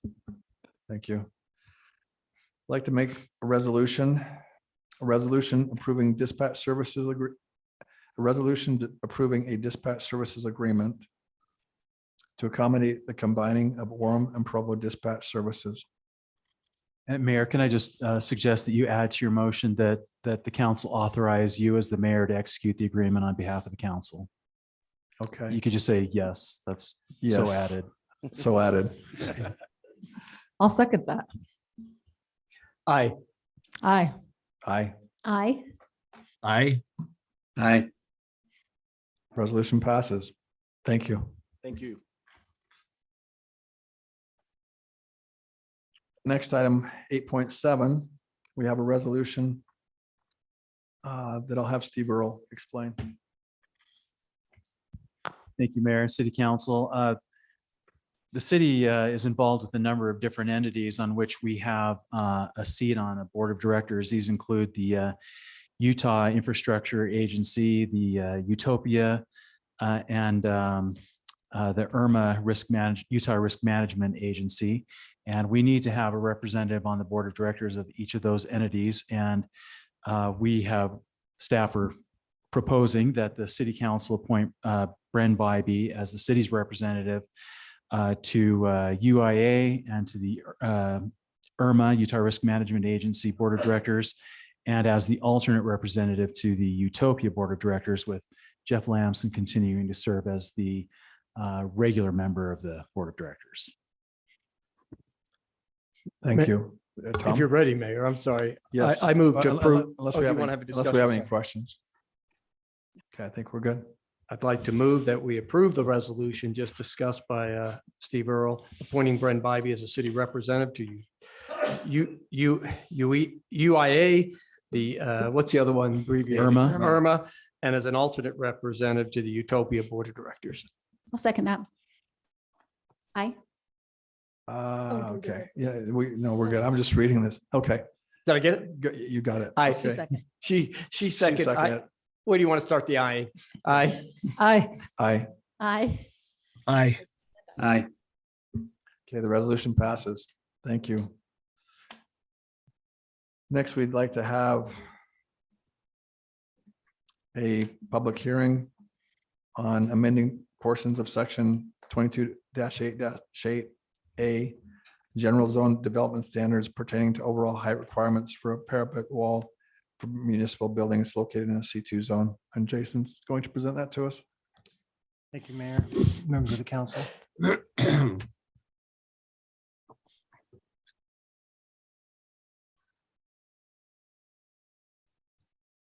we go. So tonight we're making a minor exception to the overall height requirements for buildings located in the C2 zone, specifically for municipal buildings that are located in the C2 zone. This has come about by the design of the city center building that's soon to be started here in the corner of the city center property. During the design team and the architects and designers, in order to get a larger space for the council chambers and other things on that main floor, wanted to design it to the maximum height of 48 feet. But there's also items on the building that they want to be able to surround with safety issues with the parapet. And so in order to do that, we're here tonight to request that the council and the ordinance to allow that 4-foot parapet exception, to allow the maximum height of 48 feet with a 4-foot parapet on the top of that, to be able to have some safety features and things on top of the building. For those that may not know what a parapet is, this is kind of an example of, you got the main roof structure, and then you got the wall that surrounds that to help people from not only falling off, but also screens, different things that are on top of the roof. The Planning Commission did review it and makes a recommendation that the council approve this, and we would recommend that as well. So any questions that I can address? Debbie? So this is more about safety than aesthetics, I'm assuming.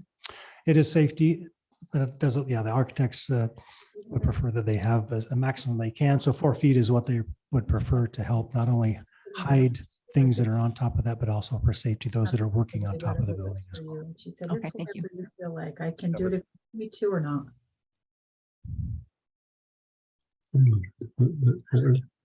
Jeff, you need to be on mute.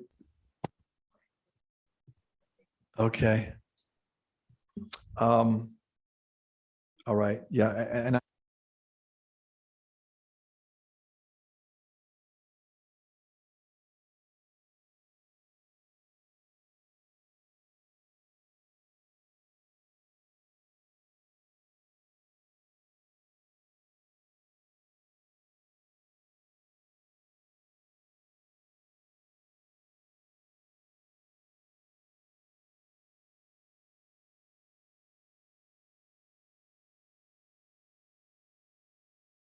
resolution.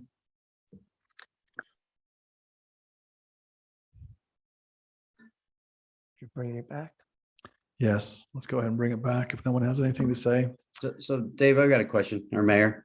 Yes, So Jason, you said that was only for government buildings in the C2 zone? That is correct. Okay, so it's Municipal only, buildings. just want to clarify. Thank you. Mayor, if you're ready for a motion, I don't know if there's other questions. any other questions?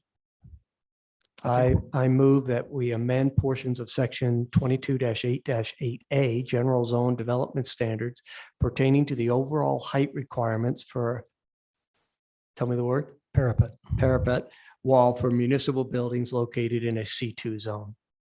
I'll second. Aye. Aye. Aye. Aye.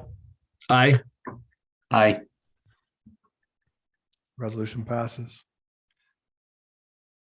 Okay, we're moving right through these. Thank you, Jason. We've got one last discussion we'd like to have about water reclamation. And Chris Shirky, if you'd like to come up and introduce your group.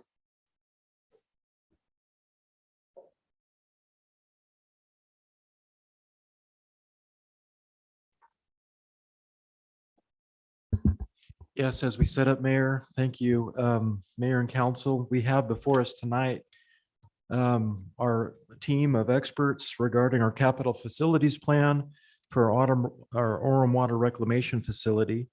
Mr. John Mata is representing Waterworks engineers, as well as in the first row, we have Mr. Wayne Fawcett and Sister. Sorry about that. And Miss Jenny Calderon. And then up here, we have Reed Price, our Assistant Public Works Director, and then Giles Dempke, our Water Reclamation Facility Manager and Water Reclamation Section Manager. We've spent, well, several months, over a year actually, on this process. We've made a presentation to you as a City Council in a work session approximately 4 weeks ago. And so none of this has changed in our presentation. We've condensed it slightly since you've already seen it, but I'll now turn the time over to Mr. Mata. Good evening. So this is a brief presentation of the work that was done by our firm, Waterworks Engineers, and the staff of the City of Orem, the plant operations staff, to assess the water reclamation facility, the wastewater treatment plant, and to identify what is the best strategic plan to move forward to maintain the functionality of the facility while meeting all the regulation and the treatment requirement that it was initially constructed for. This is a brief agenda that essentially we're going to go through the background on the facility, how old it is, and what it includes, what are the process units and the systems that are in the facility, the capacity of the treatment, whether it's water conveyance or solids treatment. And then we'll talk about what drives the evaluation, the building codes and the safety and the redundancy aspects of the regulations, and give you a result of the condition assessment. Quick overview, the plant is essentially a relatively old plant. It was built in 1957. It was upgraded twice, almost about 25-year cycle, 1984, 2010. It serves about 111,000 people from Orem, Logan, and Linden and Vineyard. And the build-out population is 146,000 people. It's estimated around 2060. The plant is a complex plant like any other water reclamation facility. You have the liquid stream, which is headworks and primary clarification that separates the solids from the water. You have oxidation ditches that use aeration to deal with the nutrient and the dissolved pollutants. And then we have the ultraviolet disinfection to essentially make the water safe for public exposure. And then you've recently are in the process of adding filtration for reuse and phosphorus reduction. If you want to kind of in a summary, this by the time the water goes into these facilities, it's dark brown, black water. By the time it comes out of the UV system, you can't tell whether it's drinking water or clear water. So it's pretty intense treatment process. On the solid stream, the solids and the sludge that's collected from the liquid stream is sent to the solid stream, and that's where you essentially break it down using temperature to make it usable for as a fertilizer or for land application. And there's a big mechanical system here that is essentially squeeze the water out of the sludge to make it cost effective to truck it offsite. So you want to remove the water so you don't pay money to truck the water. But also there are other facilities that are to support the liquid and the solid stream facilities, which includes large blowers, large pumps, odor control systems, and very intense electrical and control systems. To focus into the plant capacity, like I mentioned, there's the hydraulic capacity, how much water you can run through the plant. And essentially the good news is the plant was planned initially, and it still holds whatever we need to do for the future, except for one criteria, which is the peak hour. We estimated that with the current conditions, we have to increase the capacity of the peak hour condition from 21 million gallons a day to 32 million gallons a day. It sounds big, but essentially we just got to revisit some pumping systems and some piping and conveyance to make sure that water doesn't come out of these systems into the ground. So as far as the solids and the pollutant that the plant can treat, whatever was planned initially, which is, if you look at the third column, the building loading at 2010, that's a big number, 39,000 pounds per day. You're still within that margin, and we do not expect that to be exceeded at the build-out condition under the current forecast. So that's good news. Now, how do you assess a treatment plant? The mandate of the treatment plant, the first thing is you have to comply with federal and state regulation to essentially clean the water. Currently, you're operating under a permit to treat carbon or organic carbon, solids, and ammonia, and you're doing that very successfully. There's a new regulation that will be in effect on January 1st, 2025 to reduce the phosphorus to 1 milligram per liter. And then there's also some future regulations that are being discussed about nitrogen reduction and other contaminants that are being discussed. Similarly, on the solid stream, you have to deal with sludge. They classify it under Class A and Class B sludge. Class A give you more flexibility on how to dispose of the sludge. It costs more money to treat, but it gives you that flexibility. And there's also the future constraint that everybody's looking at, which is the availability of land application, especially with light of the future contaminants that may limit the availability to apply sludge to the land, to agriculture. So these are all factors that we took into consideration, in addition to the safety and building codes. Like I mentioned, the plant was started in 1957. There has been quite an evolution of the building codes since the plant was constructed, specifically in the seismic requirements. You are in a very active seismic zone. And also the NFPA 820, which is a subset of the National Electric Code. And it was developed specifically for wastewater treatment plant to avoid accidents and explosion in wastewater treatment plants. So that code essentially was initiated after a big part of the plant was constructed. This was a 1980 kind of code, and the plant was started in 1957. So really, there's quite a bit of facilities that do not comply with this code. Other requirements are for safety, reliability, redundancy. One of the regulations on the wastewater treatment plant is you have to have the capacity available at every process unit, even if you lose the largest process unit. If it's down for maintenance or if it breaks, you still have to be able to treat the permitted flow. So that's a major factor that we need to look at. Now, when we reviewed about 800 assets that you have at the plant, really it's the same team. They are very well maintained, they're functional, they're operational, but a large part of them, over 50%, have exceeded their textbook expected useful life. There's quite a bit of electrical and control systems that are almost an outdated technology. If you try to go to purchase replacement parts, they don't even make them anymore. So those are the challenges. It's just the age of the facility more than the maintenance. And then we applied another dimension to it. If a piece of equipment fails, what is the results of that failure? Is it going to cause a violation? Is it going to cause a safety issue? Is it going to cause a hydraulic problem? So that we put an importance factor on these assets. Again, the major findings is you have a very well-maintained facility, but it's an aging facility. And the big gaps are the NFPA 820 code and the age of the control systems, the availability of spare parts. As a summary, again, if you see, we went and we summarized this for every major area of the plant.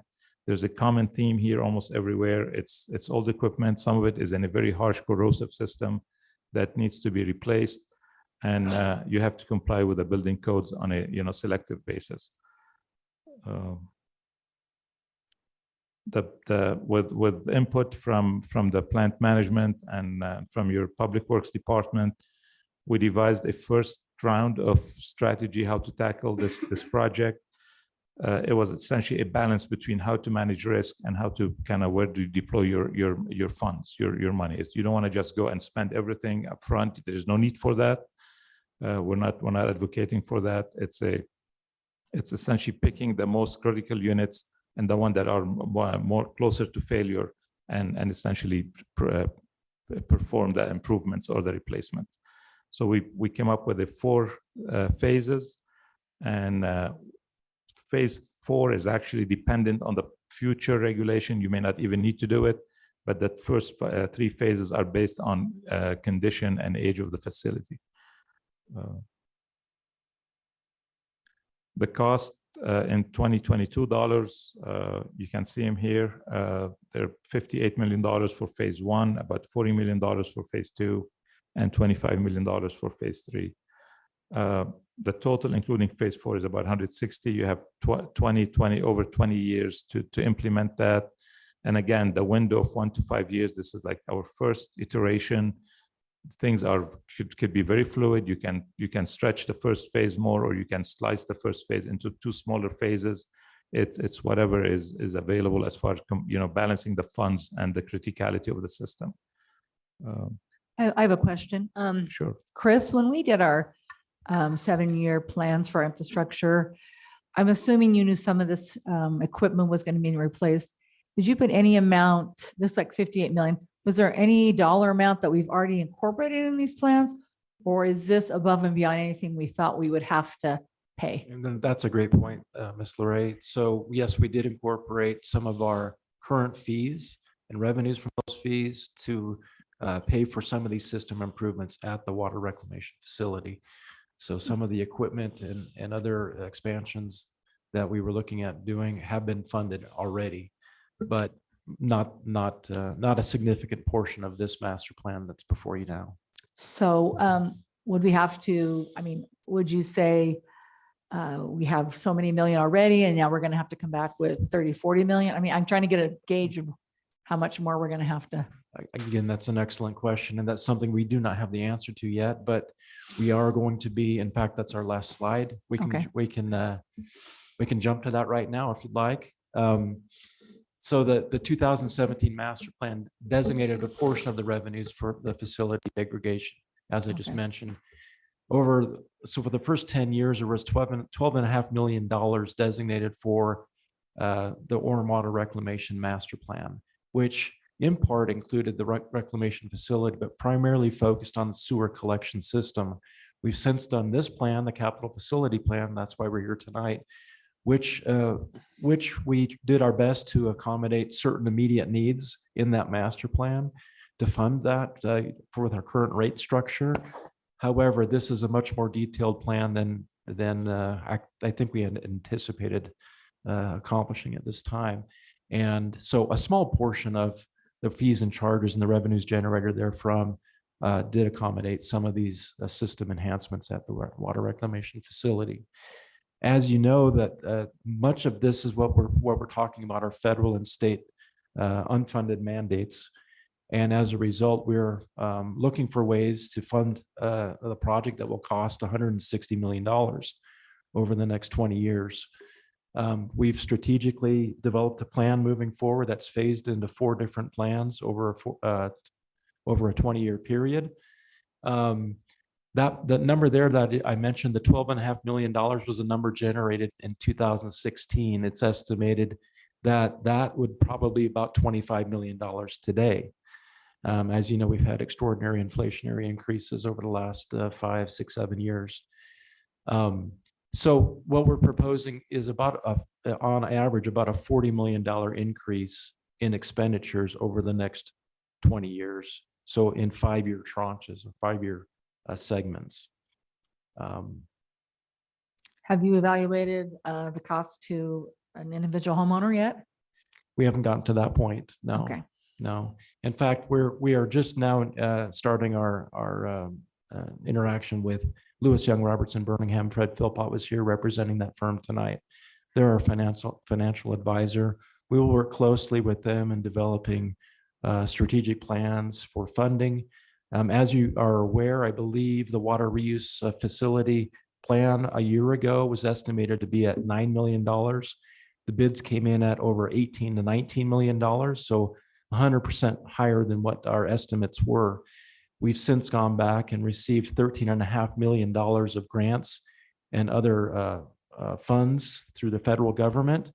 And so about 70% of the project is being covered by resources outside of the tax base here in the city of Orem. So we've been very fortunate with that. We hope to move forward in the same spirit and the same methodology to accommodate or to accumulate additional revenues from either low interest loans, through bonding, low interest bonds, through grants, through any donations by anyone here tonight. I'd give probably $10 maybe. That doesn't go up very far. So as you can imagine, this is going to be a multi-generational project that will benefit not just us and our children, but grandchildren and probably great-grandchildren. So we anticipate that these cost burdens will be shared across multiple generations as they will each receive benefit from these enhancements and improvements. Chris, I appreciate the fact that you are going to be working at grants and other things. So you can't estimate that right now. Since this is an enterprise fund and users must pay for it, we do want to be sensitive to how much the rates increase. So as you build your plan, we want to make this reasonable. And again, to your point, some of these assets are items that will last 50 years, as this plant did for our great forefathers some 60 plus years ago built this, and we're grateful for them. And now we have to make that commitment to future generations. So we want to try to spread the cost as we can to properly match users with the costs. So thank you. We'll look forward to the group Lewis and Young and Company and their report as we work for creative ways to finance this and make it as painless as possible for the users. Thank you. I didn't mention also, but I think Mr. Motta did mention that, in 2060, our build out population is anticipated to be 146,000. That's not just Orem residents. Orem residents is around 128-ish is what's anticipated. And then the remaining balance was about 1,000 of Vineyard residents, and then around maybe 13,000 for Linden. I think their population is roughly 11,000 right now. So they are contributing, they're paying for these, and they're under contract to pay for their proportionate shares as well. I just like to add real quick, the resolution that we're asking you to consider specifically addresses the funding option, directing staff to use a financial consultant to provide options for funding these improvements that are identified. And we will come back and discuss those with you as they're considered, or as we look into this further. Mayor and Council, if I might add, at this point, we're very confident in the research that's been done to identify all that needs to be done to upkeep and expand our water reclamation facilities so that it can last and continue to serve our residents well into the future. But Councilmember McDonald's point is very well taken, and I've listed a number of ways in which now from here we'll identify to ultimately figure out how to fund or respond to or implement the plan that is here before you. So grants, impact fees, existing funds, extending the life of the existing facility wherever we can, regularly updating our priority of projects on an ongoing basis. Chris mentioned other cities and their portion of it, looking at low interest rate debt. And then again, as Councilmember McDonald said, spread any cost impact over as much time as we possibly can. So we will incorporate all of that as we look forward. But so those are all coming in the future. And then ultimately we would come back, of course, to you for budget approvals for any changes in any of that. But again, I'll go back to where I started. What we are confident in today is the master plan and the identification of what needs to be planned for and fixed and expanded upon in our water reclamation facility. Thank you, Brent. Debbie? So when you talk about spreading the costs over multi-generation, that usually refers to some sort of bonding mechanism. I'm assuming you're going to evaluate that particular vehicle. It's two ways. It's both bonding, but also phasing over time the increases so that we wouldn't necessarily have a jump in one particular year that's, a super high % increase in our rates. So for example, rather than a 10% increase in rates today, or in 1 year, we would try to do 3% over 3 or 4 years. So spreading the increases so that we don't have a huge jump in one particular year. But do we need an upfront cash infusion to do a big project? And that's why we do the bonding? Yes, and that's what we're referring to when we're saying debt. Okay, thank you. So essentially, we know we have a situation. We know what the solution is. You guys have laid that out. Now we're hiring you guys to figure out how to best pay for it. And that's going to be the way that net costs the citizens the least possible amount of money. That's correct. Okay, any other questions? No motion on this tonight. This was just informative, correct? No, Mr. Mayor? No, we're asking for a resolution to be adopted, Oh, to thank adopt you. this plan. Okay, and thank you. Yes, direct we're us adopting to this plan and we're move agreeing forward. to. have Even this- though more information is coming. Yeah, future. we will have Okay. a Thank financial you for plan that for you to consider and clarification. adopt at some Yeah, point. in the part of future. this is to have the consultant be able Thank to come you. in and put together the Sorry for plan. my. So it's, the resolution is on the plan, but the funding mechanisms we're still figuring all that out. And we'll We'll address come- that in That's the correct. future. We'll work with you to create the financing plan and then hope for you to adopt that. And then we know that we have the support of the council and can move forward to address these important matters. Okay. Mr. Mayor, oh, Yes. you got a question? Or you? No, I don't. Go ahead. I make a resolution that we adopt the 2022 Orem Water Reclamation Facility Capital Facilities Plan as discussed this evening. Have a second? Did I say, you're good? Motion. You said resolution. I think you meant motion. I'll make a motion. Thank you. That's what the smile was about.